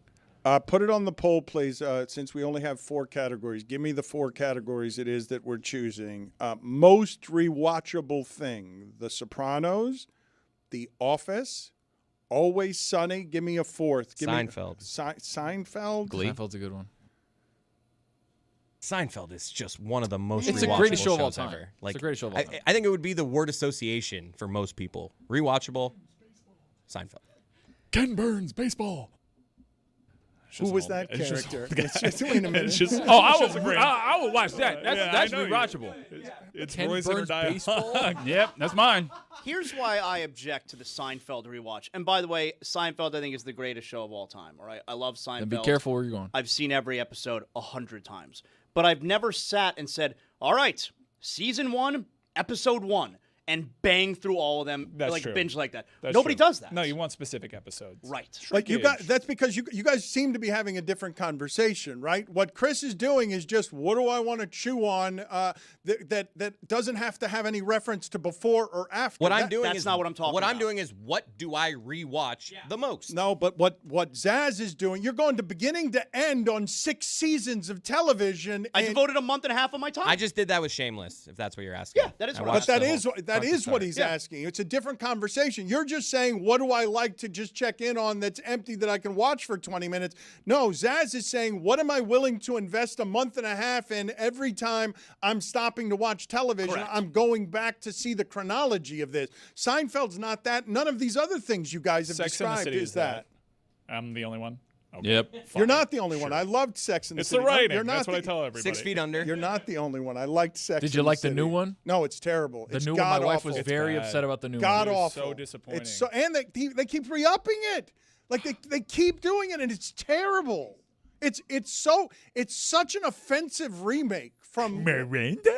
I watch occasionally when my wife watches it, and I'll be in the kitchen and watch it. I'm like, this sucks, right? And she's never like, watch yeah, on my this own. sucks. I have a lot of questions for Elle Duncan. I have missed her. She has left SportsCenter because this is what she wanted to be doing, something that was different, had more free time around it. Not a lot of people understand the amount of work that's required in Bristol. Did I just get convinced by a sponsor to have an engaging conversation in which I had conviction? Whoa. By the way, really quick on the aside, second season Sopranos where they had AI of Tony's mom. I didn't love that one. You haven't gotten great yet at what is my inner monologue. You haven't gotten great at the old guy watching. Oh, no, I'm workshopping. I need a voice modulator for it. I need a very girly voice for your inner monologue, so I'm going to make that happen. Mine was good, though. Why very good? Ken Burns, baseball. That was not good. Him being an old guy. You ever watch Wings? Oh, hey, what's up, Greg? Ah, there she is. Yeah. Greg is not here. That is Elle Aw. Duncan, I think, talking to Chris Cody and calling him Greg. Oh, hey, what's up, Greg? And Chris Cody is still reeling from it. It's probably not fair. Elle Duncan has ascended, not unlike Alex Hanold, to the heights of our world. Her And- climb a little tougher, though. More obstacles, more white men to get in the way. You got a speed bump with Hanold, right? Hanold. I've seen you do it a couple times. You kind of slow down a little bit. Hanold. It's very British. Hanold. Thank you, Elle, for supporting me. Unlike these clowns who have been around me for 20 years who look like for any spot to be piranha, I appreciate your support. She's You're welcome. She's the former longtime ESPN anchor. She's now the lead host at Netflix. She's also going to be doing USA Network's inaugural season of the WNBA coverage for 2026 alongside our friend, the great Renee Montgomery. Thank you for being on with us. Before we get to what it is that you did with Alex Hanold and Skyscraper, can you take us through your last couple of months moving places and leaving ESPN? What was the difficulty of that, and what wasn't the difficulty of that? Well, the tough part was the people because, I really do try to make family wherever I go. So I've genuinely made family with a lot of people that I worked with. And I loved doing women's basketball with Dre and Chanae. Like, that was incredibly fulfilling. And I think, the tough part is leaving what's familiar and stability, I have an entire family. I'm 42 years old. And there was definitely that little doubt monster that was like, you could work here forever and be fine. I wasn't unhappy. And I think sometimes it's harder. It's very easy to leave something that you hate, that you're miserable. Someone throws you a lifeline, you'll take it. It doesn't matter what it is. And that was really not the case. And sometimes that's more difficult. So I spent a lot of time introspecting, asking questions, going to therapy, praying, doing all of the things that people say, all the typical stuff. But I would say that the not hard part was that Netflix was just giving me sort of all the things that I had been asking for in the universe, which was more time with my family, more time to sit and just be a creative, and try to think of things, and more time to pursue things that were sports and sports adjacent, and the ability to just have a little bit more autonomy over the spaces and projects that I took on. And so it was very easy when, I got my contract offer and they were like, 30 days of work. It was like, hell yes. And that was, that was the easy part. So, but it's been, really interesting when you leave something like ESPN. You have a lot of existential like build up, I think a lot of anxiety, but I got to be honest, Dan, like it's been so surprisingly wonderful, the time with my family, but also the idea that like people were watching you that you didn't know were watching you. People want to work with you that you didn't think ever would. There's all these doors that are opening all of a sudden. And so, so far early returns are that like, I made the right decision. Tell me about the anxiety monster and tell me about the whatever specifics you can about 30 days versus how many days, because I was just mentioning before you came on, people really don't understand Bristol as a furnace for they will work you to the ground. You work a lot, and I get it. They have a really big sports portfolio, and I think that there is this sort of understanding amongst talent that the more value that you have, the more volume that you take on, right? So like you got to take on more things, you got to take on specific things. That's how you get paid. Then once you get that contract, if you want more money, you have to justify it by doing more and doing more and doing more. And, let me be very clear. Like I was not a victim. Like they never forced me to do any of it. I did it. I chose to work all the time. I chose to take on more and more projects. I do believe that in many ways, I'm a recovering workaholic, and a place like ESPN, if you are a workaholic, will feed your addiction, right? Like there's all that you need there. So I'm no victim. Like I chose to do it. All of us do. We can say no. But I just think like I looked at it, and the best that ESPN knew that work-life balance was like really important to me too. They tried their best in terms of like what they could do and still justify giving me this big pay raise. And it netted out at about 250 days a year, and Netflix was 30. Yeah, it's like absurd. Dan, it's your inner monologue. Just keep pushing, keep asking. She'll bash ESPN eventually, and we'll get what we want. So this is going really well. Some grief over there. Come on, I see it. Next question. Come on, one more ESPN question. I think this is the one. Don't even say ESPN. Just hint at it. Let her say ESPN. You can work through it. It's cathartic. We can. Come on. The anxiety monster. Yeah. Good one. I don't think of you as anxious. Oh, yeah. Oh, I'm a high-functioning anxious person. Really? I'm very anxious. I have a lot of anxiety. It's honestly what sent me to therapy, because it was giving me panic attacks a couple of years ago. I'm like very, very, very anxious. And I think all that anxiety really showed up in Skyscraper, if I'm being honest. When I get anxious, I talk fast. I talk through things. And it was in a really like high cortisol like situation. And man, I was feeling it. I was amped. I was juiced. So take us through that experience with Skyscraper. Have you ever been, you're not that kind of anxious, I would imagine, because you're not televising broadcasting live a possible death. That's why people are watching, really. I mean, it's possible. And so take us through that compared to anything else you've ever done. Yeah, it's not like anything I've ever done. I mean, ever. Just because like, when you do a pregame, like certainly I've had like sort of that, you're doing something for the first time, you have all of this like energy, you're like, and we're here, right? But you have commercial breaks, like you have like time where you're not talking, and it really does sort of like lower some of that energy a little bit and get you in a sweet spot, right? Like you have time to like take a deep breath. I think in that situation, it was the first time that I was obviously covering something where there were real implications of death, like true ones. It was the first time that someone 5 minutes before broadcast handed me a card that was like, if this person falls off the building, here's what you're going to say, and then we're going to get off air. And then I had honestly like built a rapport with Alex. I went out to his home. I like hung out with him and his wife. I played on the kitchen floor with his like little daughters. Like I had built an affection for him. And it was like, we all knew he was like in firm control of this, but anything can happen. We're in Taiwan. There could be an earthquake. Like there was just a lot of anxiety. And I think for me, like when I went back and watched it, I was like, oh man, I started out at a 10.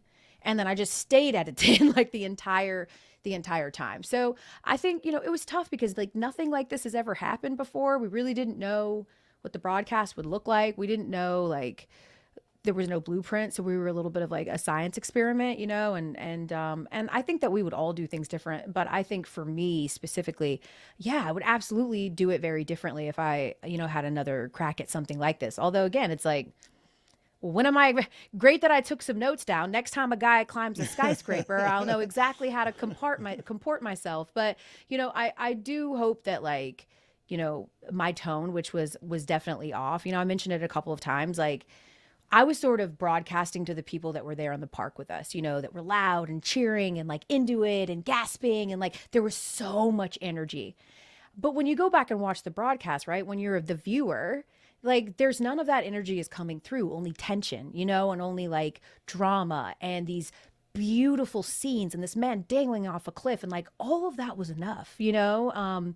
And so I went in with an objective to like teach the world about Alex Honnold, but like it just really wasn't necessary in that moment. And it's not something that you can know until you look back on it. And unfortunately, you know, like it wasn't my best. I don't think I stuck the landing completely, but it was a really, really, really tough thing that I'd never done before.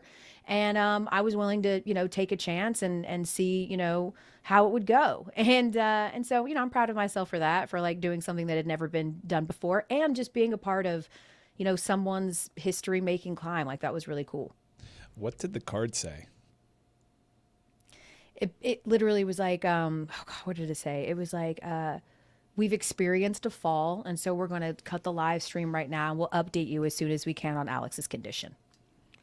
That is an odd thing to give you for the first time 5 minutes before something. I knew we were going to do it. No, I knew we were going to do it. It just like, you know, it was sort of going to be one of those things that they were going to like pop in. We had a 10-second delay. We were going to cut away to a wide shot. They were going to pop this statement up in prompter. So I knew we were going to do it. I just hadn't seen it, right, until like right before I was going on air, and it was like just a reminder of like, this is your card. If prompter doesn't get there, this is what you'll say. So it was just another sort of reminder. And like, again, that has nothing to do with like, you know, me being at a level that was just not sustainable for 2 straight hours. But yeah, it was a really high pressure situation in general. I also think that like it felt very celebratory. Like, again, the tension at home didn't feel that way there. It felt like Alex is like laughing and he's smiling and he's playing, the crowd is playing into him and they're waving at him. It just felt very different when I was there. And it was a reminder, like, you're not broadcasting for the, you know, 900 people that were in front of you, but rather for the 6 million people that were at home. So, you know, tough lesson to learn in front of the world, you know, but like, it's okay. I've been dunked on before on social media. But you're being very critical and very hard on yourself. And as you do so, Zaslow is red-faced with laughter from Tony, something Tony is saying. I mean, Dan, how could the update, we'll update you as soon as we can, how could the update on him falling be anything other than death? Yeah, it's like he fell from the 60s. There were some ledges. There were times where he was like climbing and he could have fallen to a ledge that wasn't all the way down. Yes, that's exactly right, Chris. And he said that. He was like, you know, at certain places in the building, it would be certain death, but at some places he could fall on a ledge, a balcony, there were boxes, like there was a way that he could maybe live, but like we all know that Zaz, you are red-faced with laughter because you and Tony were doing your own show over there in which like the report is going to be like, we'll update you when we come back on, and you guys are saying, well, he's splattered. He fell 100 stories. Okay, there's a ledge, so he would hit his head on the way down. I hit his head from 20 stories instead of 60. Get it. All right. There were like No, buddy, I get it. But if you fall from 20 stories, it's not good. No, you're right. They kept saying on the thing, they're like, I know you might think, but falling 100 feet's the same thing as falling from the top of the building. You're being very hard on yourself, Elle. Are you normally this hard on yourself, or was the feedback bad? Like, I don't like what you're doing here. I thought that what I heard of what you were doing was great, but you're going to have a higher standard for yourself than I am. Yeah, I mean, I really do not go to social media to like elicit feedback, because I just think like either way, people are always wrong. Like, you're never as good as they say you are. You're never as bad as they say you are, right? But I wanted to right away just go watch it. So once we got done with all our post stuff, I went back and watched it, and right away I was like, ooh, I was on a 10. And then, you know, like, yeah, like people are sliding onto pictures and being like, oh my God, you were so annoying. You were like, so it's not like I'm like doom scrolling on Twitter and, I'm not a masochist, like just seeing all the negative things that people are saying. But I mean, I am critical of my work, especially as I'm moving into a stage, Dan, where I'm going to be trying new things. I didn't need to go break down an episode of SportsCenter. I did it every day for 10 years, right? But with things like this, like if I really want to grow and I want to get better and I want to try different things, then I have to give myself real feedback. And that was my real feedback. Like, a full acknowledgement that sometimes I think people are just mean for the sake of being mean. And there's things that I've done that people dunk on and I stand on it and I'm like, I don't care. I thought that shit was funny, or I liked it, or I don't care. But this was one of those where I was like, I could see, like, I get it. They're not wrong. So yeah, but it's all good. Like I have the spine for this, Dan, right? Like, which is the only reason that I'm willing to put myself in a position to keep trying things I've never done before, and seeing if I'm any good. Oh, I know you have the spine for it. It's why I'm surprised that you're anxious, because none of that presents on television. You are one of the most, you present as one of the most confident people I have seen in sports television. We don't have as much time with you as I'd like. Al Michaels is going to be on with us, and we've got Pitch Clock coming on later. Elle Duncan with us here. I have some fill-in-the-blank questions for you because I have a ton of questions. How much did it freak you out communicating with Alex during the climb? I asked him ahead of time, are you sure you want to talk to me? He was like, yeah. And like, in fact, we were only going to talk to him once. He was like, you just don't want to talk to me once? You don't want to talk to me more than that? I was like, if you want to talk more than that, go for it. But it was cool. What really percentage of chance did he think there was of him actually dying? I don't know about percentage. He told me it was a 6 probably in terms of difficulty of climb, but tough out of 100? Physically. 6 out of 10. But in terms of physical difficulty, it was up there. I don't know. He probably would have put it at a less than 1% chance just because he was very confident. Explain. Every floor he seemed like there were people at the, was that planned? Because I feel like that was, I'm on my couch with my friends and I'm like, hey, stop distracting him. They're waving. They're trying to get his attention. That to me felt like maybe that was like a crack in the production and like they weren't expecting people to gather there. On every floor, he had fans cheering for him. It seemed very distracting. He was fully aware. And when he did practice climbs, that is a public building. There's businesses there. So he knew he would climb and people would wave at him that whole time. So he knew and he enjoyed it. Like he said afterwards, he was like, I tried to give a guy a high five, but he was too busy being on his phone. It was not distracting. He didn't know if it would be. He's never free soloed something with people, but it was a public building. So we didn't stage people there. They were just there. How many milligrams, Chris? Oh, dude, I was so nervous. Do you have any idea how this event is insured? None, but I will say this. I have a couple of times Googled Lloyd's of London because I feel like they're probably one of the only. It was tough. The chairman of the building, you guys, after it finished, she came up to the green room and she burst into tears when she hugged Alex because her job was on the line. A lot of people's jobs were on the line, a ton. I don't know how they made this happen, but they did. They could have never done it in the States. It's just not. You can't get it insured there. So maybe some Taiwanese insurance. I don't know. What is the second most scared you've been for a broadcast? The second most scared. Ooh, that's a good one. You know what? Scared's not the right word, but I would say equally sort of had to take a couple deep breaths was before the national championship, Caitlin Clark versus South Carolina, just because I knew that thing was going to pull a freaking number. And, we had a lot of attention, the big three and whatnot, and I just really felt a lot of pressure to perform.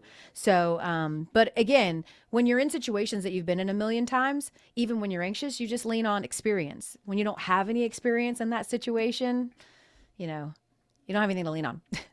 Always nice seeing you. Thank you for making Love time for us. Don't make it so long up, next Greg? time. See you later. Okay, bye. Look at him. One of the best. One of my favorites and one of the best to ever do it. He's got that pen in his hand. He's probably doing a card for next season. He's probably preparing for game 1 of next season. It's not a golf card, is it? What's that pen for, Al Michaels? I'm writing checks. We had the refrigerator guy was here yesterday, the landscaper last week. Yeah, so Okay. Not a Zell guy? I'm just trying to make sure I'm not overdrawn. Simple as Okay, that. just writing checks. So you're not doing it the way. So do you object the way I do? I just got into a fight with a valet because they wouldn't take my cash. You like doing it cash and checks. No Zelle, no Venmo. Just take my hard-earned American cash. I am old school. Now, if you want to take a Bitcoin,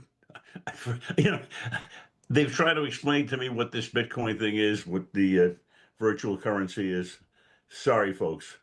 Don't understand one iota of that. Al, it's money, but on the computer. Mm-hmm. It's money, but on the, you know what? You have to mine it. I'm still living in the green stamp world. So, you guys have no idea what that is. I don't know what that means. I do. No, I know what you mean, but I too am old. Mothers collect. If you collected like 48 million green stamps, you got like a pillow or something like that. It was crazy. Put it on the poll, please, at Le Batard Show, because Tony just went, what? Put it on the poll. Do you know what it means to collect 4,600 or 46,000 green stamps and get a pillow? Al Michaels has obviously the most miraculous and memorable sports call of all time, but he's been doing football for a long time. And it resonated with me, Al, when you said, being in Chicago, look, I've been here 30 times, but I've never felt this place feel like this. The moments this season that you got, Thursday Night Football has reinvented itself. It used to be terrible games, no longer. What are the signature moments for you this year where you felt the strongest and it reminded you about all the things you love about sports? Well, certainly that night in Chicago, which was a tremendous game, and it looked like the Packers were going to run away. I think it was 21-3 at the half, 21-6 going into the fourth quarter, and that was the night when sound has feel. And having been to Soldier Field, I think that was my 31st Bears game since starting back in the mid-'80s, and you could feel it shaking, feel the building shaking. So that would be, one thing, obviously, that we wrapped up Thursday Night Football with on a Saturday night. But also, I think, the game of the year, and it seems to be a movable feast now, was the Rams-Seattle game back in, I think, week 16 in Seattle, the one where the Rams looked like they had it won. Shaheed runs back the punt, makes it a one-score game. They wind up winning it after the Rams had scored in overtime, a touchdown. Back come the Seahawks, get the 2-point conversion. And I think people at that point thought that was the game of the year. We've had a couple of more games of the year since then as well. Are the Seahawks better than the Rams? I think they are. I think the difference between those two teams right now might be special teams. And that's been the bugaboo for the Rams all season long. Had to fire their special teams coordinator. Finally found the right kicker who came in. He did well, but the punt return situation in Seattle, that was really basically, when you think about it, I mean, a lot of plays come together to cost you a game, but I think none was bigger than muffing that punt, having Seattle recover and score a touchdown on the next play. So, I think both teams are so evenly matched. They played 3 tremendous games this season, but I think I give Seattle a slight advantage. Have you heard or seen anything about the Bill Belichick not making the Hall of Fame on the first ballot that you have personally found stimulating, interesting, and what are your opinions there? Well, I think what's interesting, Dan, is that, and I go back to the Baseball Hall of Fame in maybe the 70s, and I'll never forget when Willie Mays was eligible, excuse me, and Willie was in his 5th year of retirement, and he got in, obviously, on the first ballot. But I think there were a couple of voters who did not vote for Willie. One of them was an esteemed sports editor in Atlanta who wrote a column about he did not vote for Willie Mays because Willie Mays, every time he came to town, wouldn't sit down to do an interview with him. He was off-putting. He was kind of a prick. So he did not vote for him, which tells me a lot of what I need to know about how this process works. There was another voter when I was working with Dan Deerdorf on Monday Night Football, and Dan eventually got into the Hall of Fame. But a man on the panel who had been a college player and had played the offensive line position, either guard or tackle, and was mad at Dan because he thought that Dan on television had become too much of an entertainer and not enough of an X's and O's guys, so he didn't vote for him. So you know how political this thing is. if you get mad at somebody and somebody did you wrong, maybe your little pound of flesh is not voting for him on the first ballot. But obviously, Belichick will get in. What pisses you off the most about the way sports media coverage has changed? Well, I think there's just a lot of stuff out there. I mean, I've always been a stickler for really trying to get everything right. Have I? Of course not. I mean, I've made tons of mistakes through the years. You can't do as many games as I've done and not make a ton of mistakes. But I think right now, Dan, a lot of it is just how can I make noise? How can I be, how can I yell? How can I scream? How can I get into an argument with people? And you see enough of these shows where, to me, to sum it up, I guess basically I would say it's more heat than light. And sometimes it's all heat and no light. And I think that's the one thing that's so disturbing and of course, with the internet now and social media or anti-social media, it's like everybody hates everybody.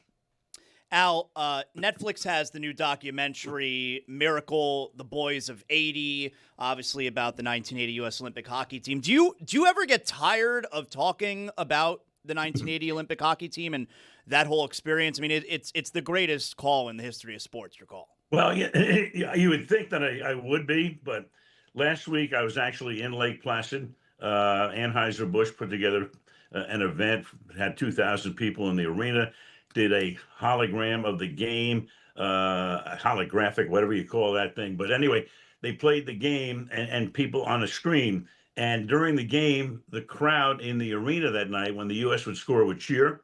And when the Soviets would score, they would boo.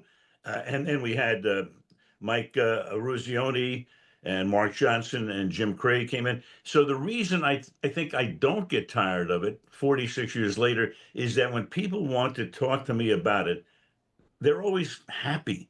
They're glowing. They think back to what it was. And obviously, most of the people now in the country don't even remember it live, but now they've seen it through the documentary on HBO, the Miracle movie. Obviously, they've heard the stories, they've read about it. And the Netflix documentary, I've seen it. It is great.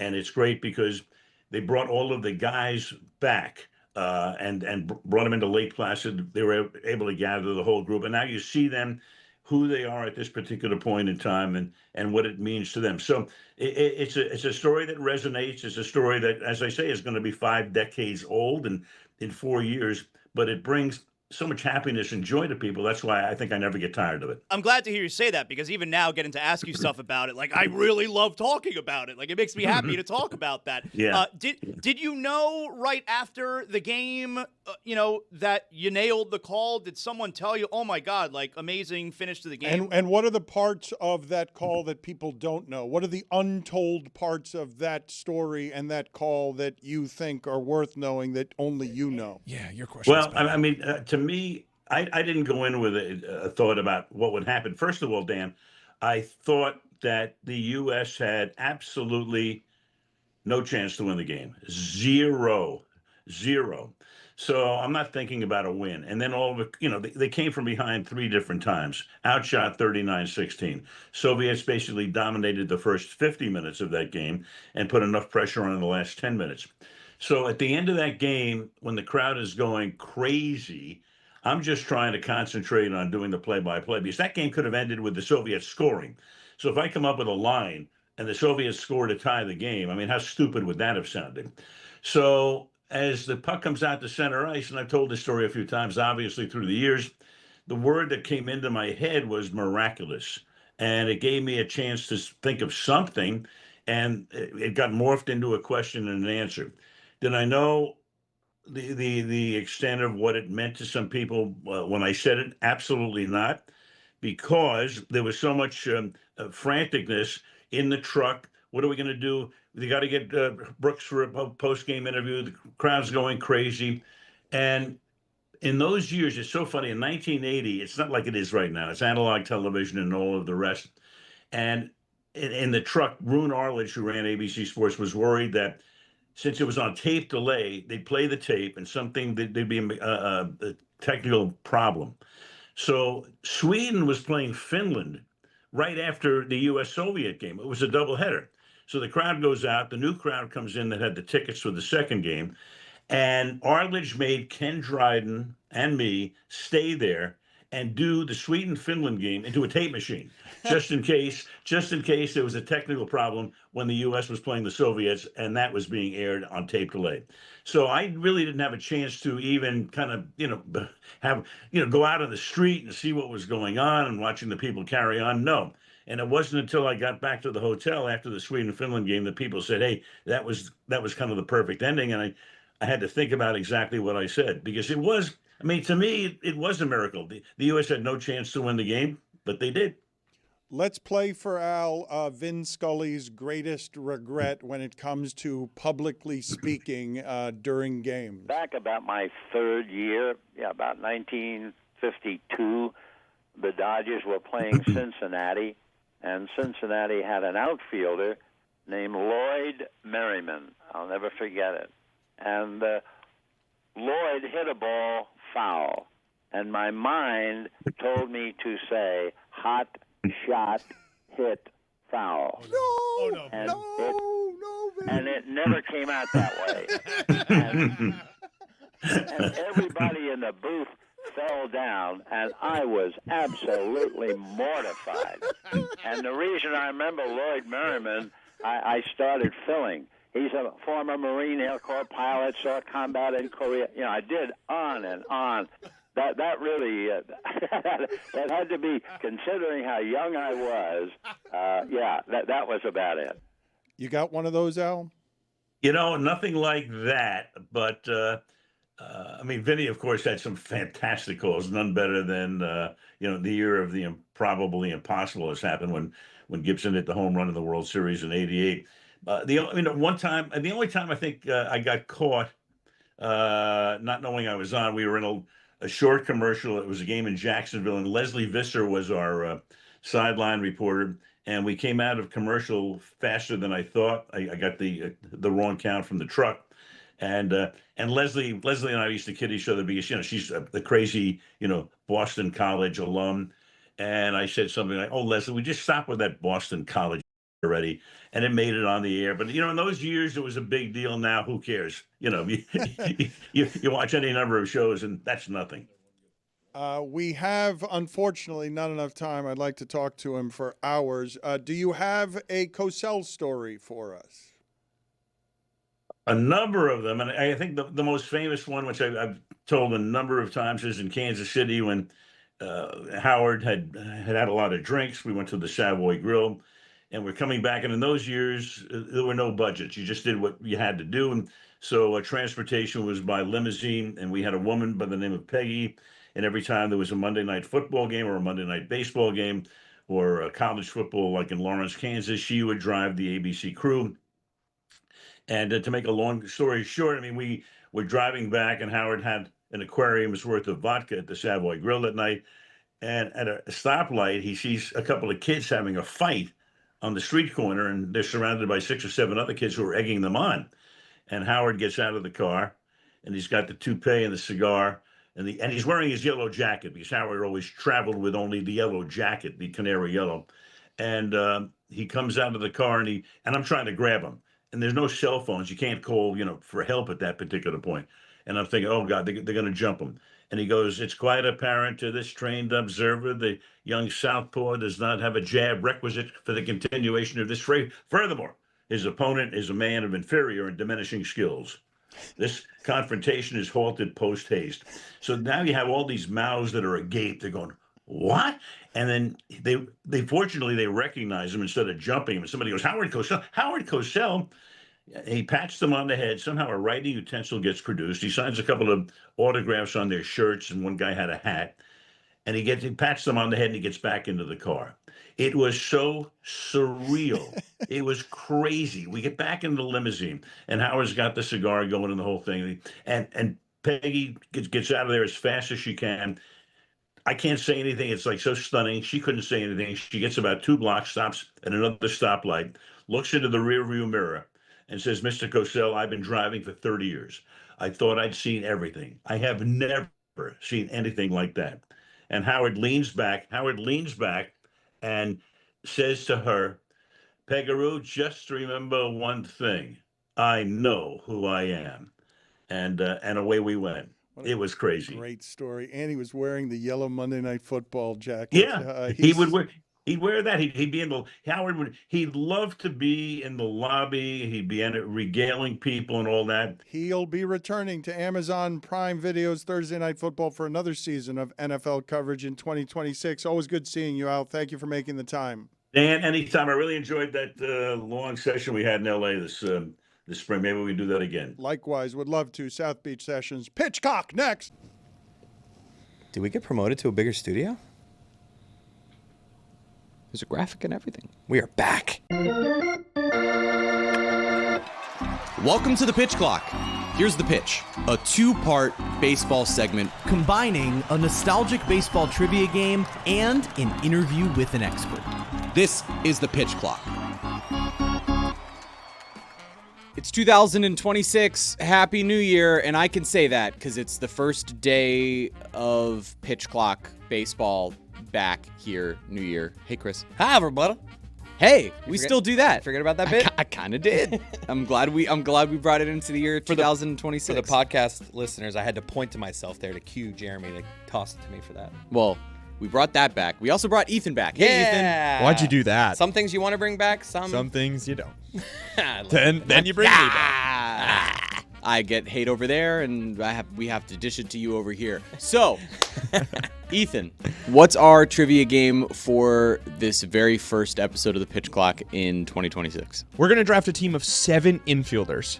And what we're going to do is we're going to add up their home run totals between 2005 and 2009. We're going right into the wheelhouse, boys. Whoa.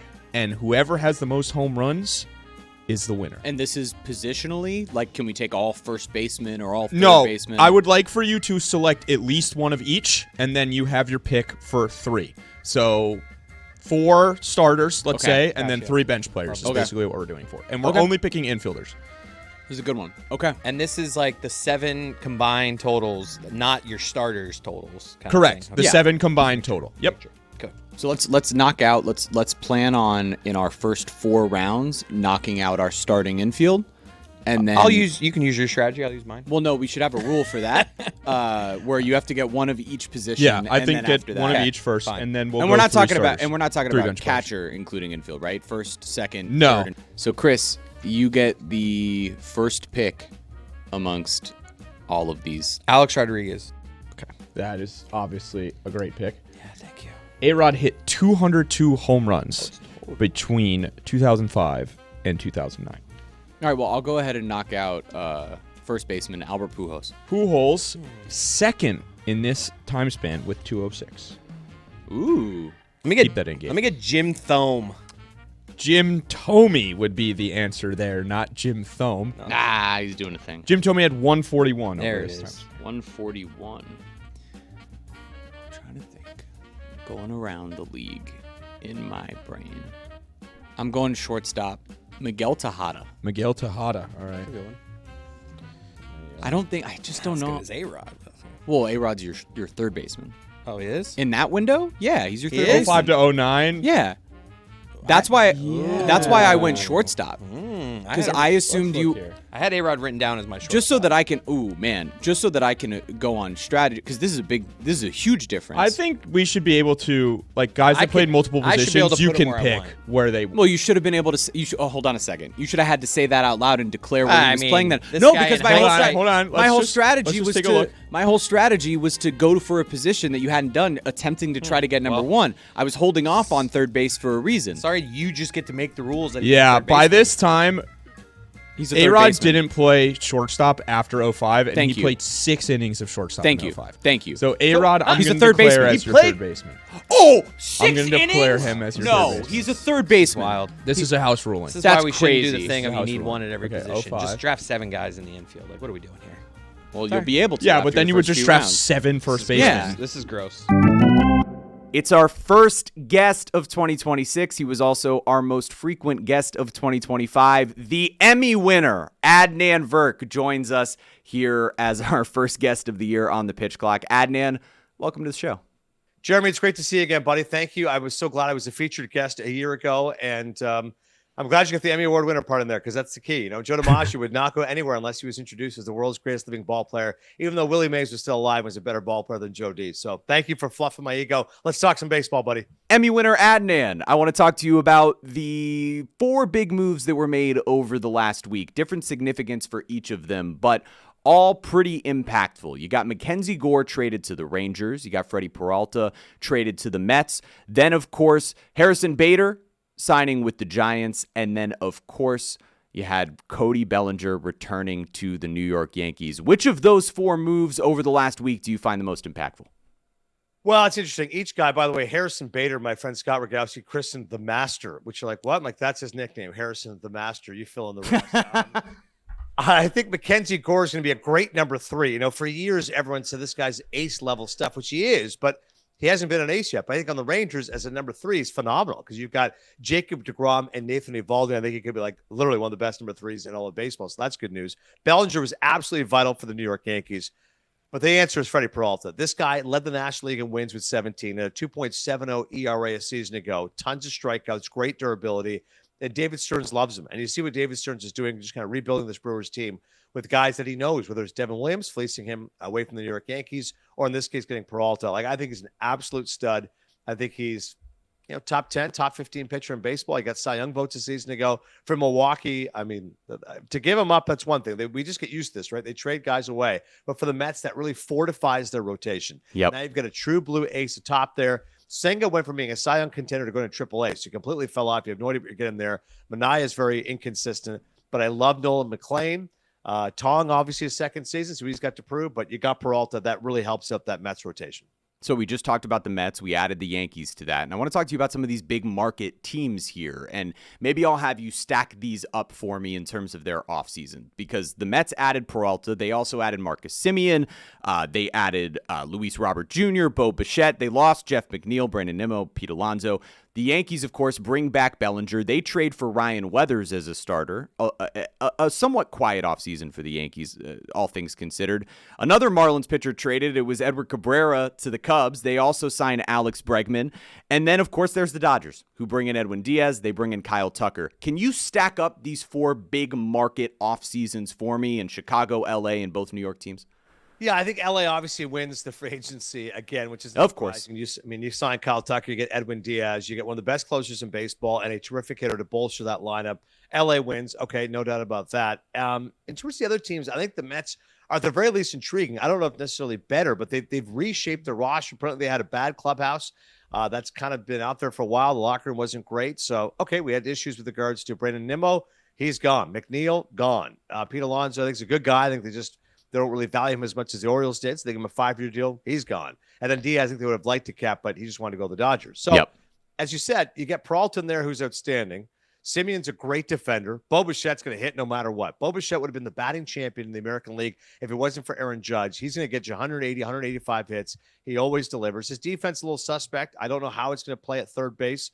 I did talk to Mike Lowell, of course, former Major League third baseman. He said, he'll need that 2.5 weeks in spring training just to figure out the angles, but he thinks that Bo will actually do a decent job acclimating. And obviously it makes sense because Lindor is at shortstop and Simeon's there at second base. So I would rank it Dodgers 1, Mets 2nd, Cubs 3rd. I'm with you on Cabrera being a good pickup, and I do think Bregman's obviously a terrific hitter. And then the Yankees haven't done a ton, but I do think Bellinger was their most important piece of business. They did that. And Weathers throws hard. They give up 4 prospects to get him. So he's at least a guy that can slot in because Rodon's not available till May 1st, and Garrett Cole's not going to be back till June 1st. So they're going to need some innings there. I can tell you the Marlins are very excited about both of those trades, and I am very excited about the Mike Lowell reference. Miguel Tejada had 95 home runs from 2005 to 2009. I don't love it, but out of a shortstop, I think I'm going to have to take it. That's a pretty good number for a shortstop. I'll take it. So, Chris, you need a second baseman and a shortstop before you can get to the wild card round. Chase Utley. Ooh, that's a fun one. Chase Utley had 146 home runs in this time span. God, that's brutal. I'm gonna. All right, I'll remind me. There's another name I'm thinking of later, and I'll bring it back and we'll see. I'm gonna go Robbie Cano. He came up at some point in this window. They went to the World Series in 2009. I just don't know. He might have not come up until 2006. Robbie Cano's career started in 2005. It did. Okay. So let me do some math here. His first 4 years. It's not going to be Utley levels, obviously. 87 for Hey. Robbie Cano. That's not good. I'll just go Hanley for short. Hanley. Oh, I'm a Okay. fool. For me? I'm a fool. I'm a fool. He had 103 home runs. Yeah, that's really good. From 05 to 09. I must have just looked past his name. Okay. Third base. Because I have Pujols, Tejada, and Cano. Yeah. Third base, I'm gonna go Adrian Beltre. Ooh, love that name. My team. Beltre had 103 home runs in this time span. I'm not even close to Chris. Cody's at 592. Yes, I am. And Jeremy Is not at close to that. 491. So 101 home runs down. So you got plenty of ground to make up, Okay. but there's plenty of time. So now you go 3 at any position. I'm going to go with Carlos Delgado. Great pick. Delgado is on here. He was 23rd in this time span with 137 home runs. All right, quick one off the dome. Adam Dunn. Adam Dunn 4th in this time span. We can go outfielders? Wait. First baseman. Oh, this is crazy. I bet he played more of his We're games going. at Hold first on. base. We're going. That's we're fine. Going, That's fine. We're going to the ruling. Yeah, we're going it's to fine. the ruling. If We're he making played a ruling. more, I'll even do majority. It's fine. If he played more of his games in the outfield. Adam Dunn played way too much outfield. Okay, during this. that's fine. That's fine. Way too much. I had him as a first baseman. He played thousands of innings in the outfield. He played definitely hundreds this of innings. is in yeah. the outfield. He definitely played a lot more first base than A-Rod played shortstop. This but that's fine. Is gross. Jeremy's right on that. That was the name that was there. He probably played a third of his games at he had first so many base, home runs, but too. and he hit so many home runs. So many home runs. He had But 198. we're doing infielders, though. And if you want to play the word, everyone fine. associates him with That's as an fine. outfielder. That's fine. Yes. That's fine. I'm not arguing with you. Can I reiterate? Gross. Emmy winner Adnan. Let's continue here. We haven't spoken since mid-December. So we've talked about some of these big market teams. We've talked about the moves made in the last week. But can you give me 3 other transactions that we can look at over the last month and a half or so that have caught your eye that the viewer should know about? Well, it's interesting. All these moves, we always wait for all the big moves to happen at winter meetings, and most of it doesn't happen with the exception of Pete Alonso and the Edwin Diaz. But look at the timeline on all these, Jeremy. January 10th was Bregman. January 15th was Tucker. January 16th was Bichette. But one that I think was under the radar was Ranger Suarez, which was January 14th. He signs a 5-year, $130 million deal with the Red Sox. And this is a guy who was a premier lefty a season ago, was so vital to that Philadelphia Phillies team. I think Boston right now, they've got a pretty impressive pitching staff. They've got Garrett Crochet, you got Ranger Suarez, you got Peyton Tolley, Connolly Early, Brian Bayo. They got Sonny Gray now. So It's a lot of depth. 7 right? It's a lot of depth. I don't know if necessarily all these guys hit. I'm not sure about Sonny Gray at this stage of his career. But you've got 8 starting pitchers there. So Boston, to me, at least they've got depth. I still feel like they're one bat away. They could use an Isak Paredes to help out their offense. But Boston, at the very least, excellent pitching. And I do think right before that, January 13th, Nolan Arenado gets dealt. And this is a guy who's an 8-time All-Star. He might go in the Hall of Fame strictly based on defense. He's one of the great defensive third basemen of all time, and obviously he can hit. I know his production has dwindled drastically the last couple of seasons, but I'm curious if a change of scenery will help him. Going from St. Louis to Arizona, it's an intriguing move for me, at least with him going to Arizona. And you mentioned Cabrera as well, January 7th. That Edward Cabrera trade to me was interesting. The Marlins, we know, always are flush with these arms. They're really good at retooling on the fly. Those are the 3 to me, Suarez, Arenado, and Cabrera. Those are all big deals for teams that are trying to find a way to compete and take that next step this upcoming season. And I look forward to watching it with all of them. And again, I know the Marlins are pretty excited about what they got in return, Owen Casey from the Chicago Cubs. Let's talk about it here, right? We head into February, and there are always interesting free agents that are still available, especially in the last 5 to 10 years here, Adnan. So when we go into February of 2026, who's the free agent that's catching your eye, and maybe when and where do you think that guy might sign?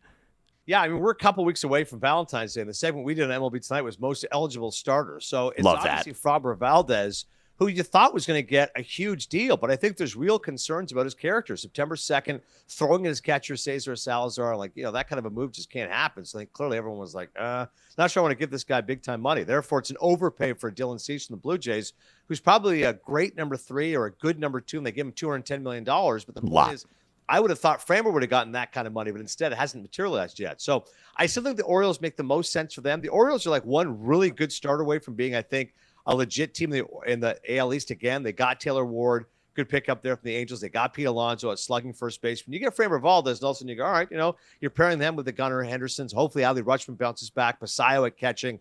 Then Baltimore's a player again. So Framber's the guy for me. I know there's questions, like I said, about his character. That's why he hasn't been signed yet. But there's no questions about his talent. I mean, he was in the 97th percentile in ground ball percentage a season ago. He's had a 3.30 ERA over the last 4 seasons.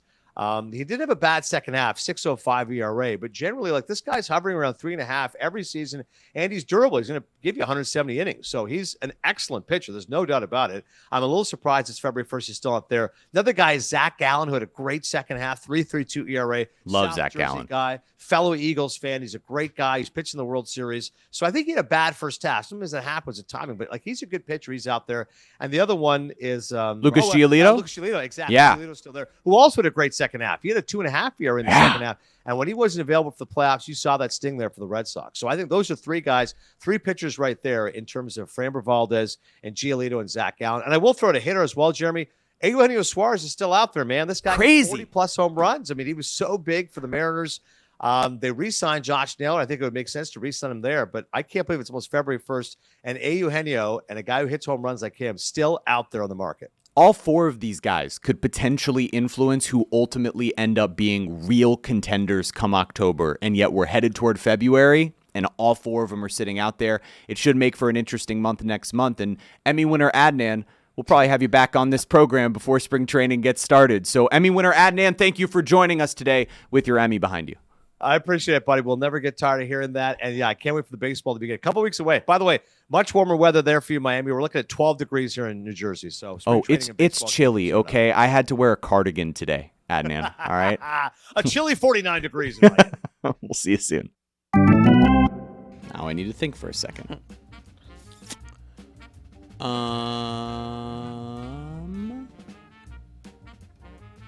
I'm going to go Paul Konerko. That's good. Paul Konerko's 13th. He has 156 home runs. Okay. All right. Chipping away. My first guess was 137, so you gained about 19. 19. All right. 2 more guesses? Yeah. 2 more each. I feel like I guess this guy's name every time we play any game. And I'm always wrong. I feel like I have my timing wrong on when this guy played. Richie Sexton. I love that. I use him all He's the your time. guy. He is your guy. He had a nice, like... He definitely was around during this window. He had some all-stars. Like, he had some 29, 30 home run seasons. He hit 106 home runs in this. That's good. Jason Giambi. Giambi hit 128. So I'm still up by... I still need to get like 60 more 60. than you. I just need 60. to get someone in the hundreds here. Just a nice, solid... You got this.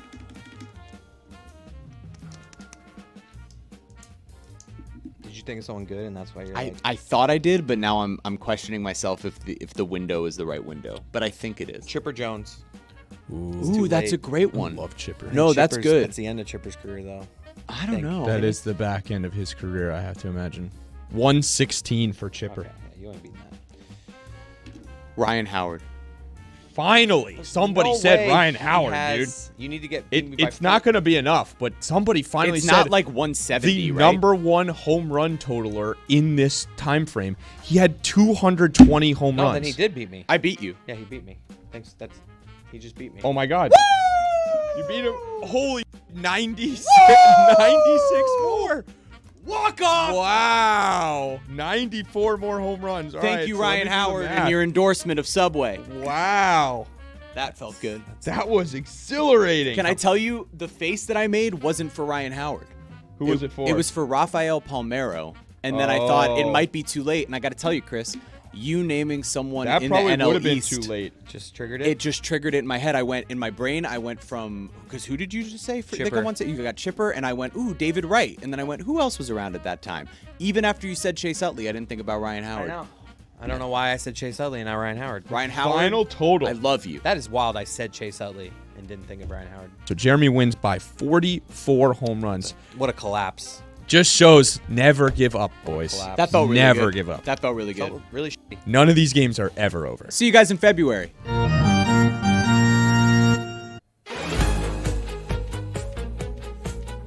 That's right. That's right. It's Thursday Thunder, and it's presented by DraftKings. DraftKings.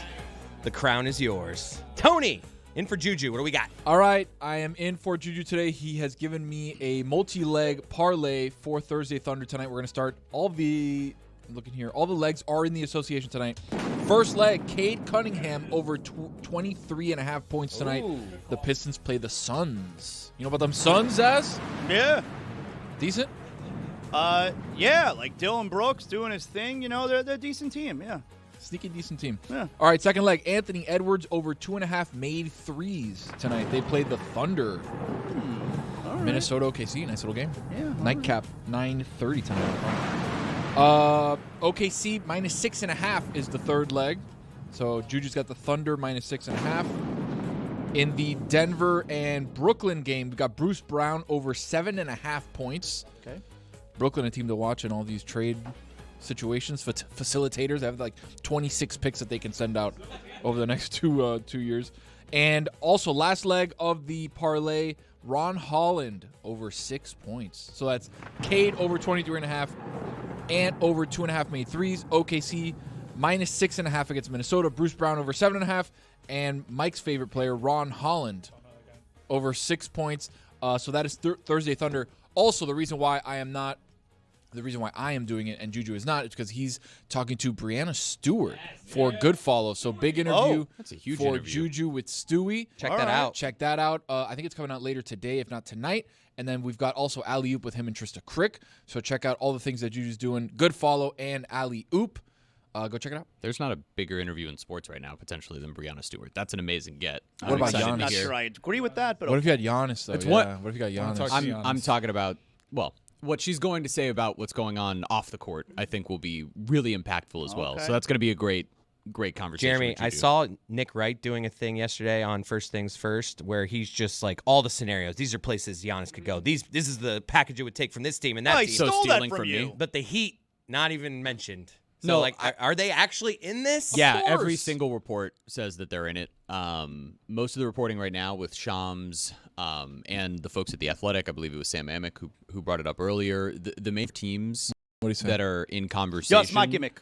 are the Heat, the Knicks, the Warriors, and the Timberwolves. The position that the Wolves and the Knicks are in right now is that they'll need to use players to create capital because all of the reporting from Shams and others is that Milwaukee is more interested in young, dynamic players and future draft picks. They're not trying to just turn themselves into what they are right now with Giannis, which is like a mediocre team with veterans.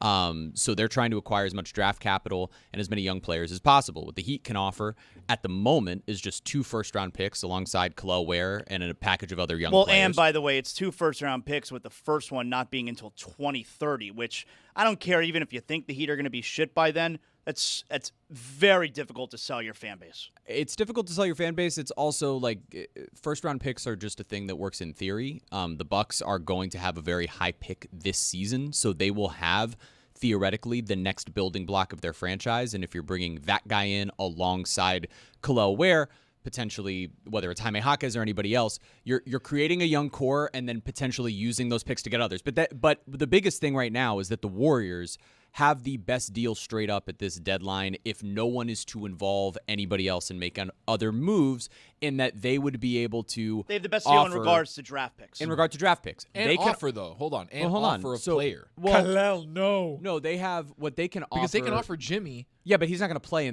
for the remainder of his contract. But that's what He what would the Bucks never want, suit though. up for Milwaukee. That's what the Bucks want. That money to switch out and then to have nobody playing for them so they can be terrible. But that's a contract, for what it's worth, that is a contract for next season as well, that if they want to have him eat up that salary, they can. The flip side would be that the Heat can offer them a combination of both players that have one more year, whether that's Andrew Wiggins or Tyler Hero, or guys who expire this year so they can start building the roster the way that they would like for the future.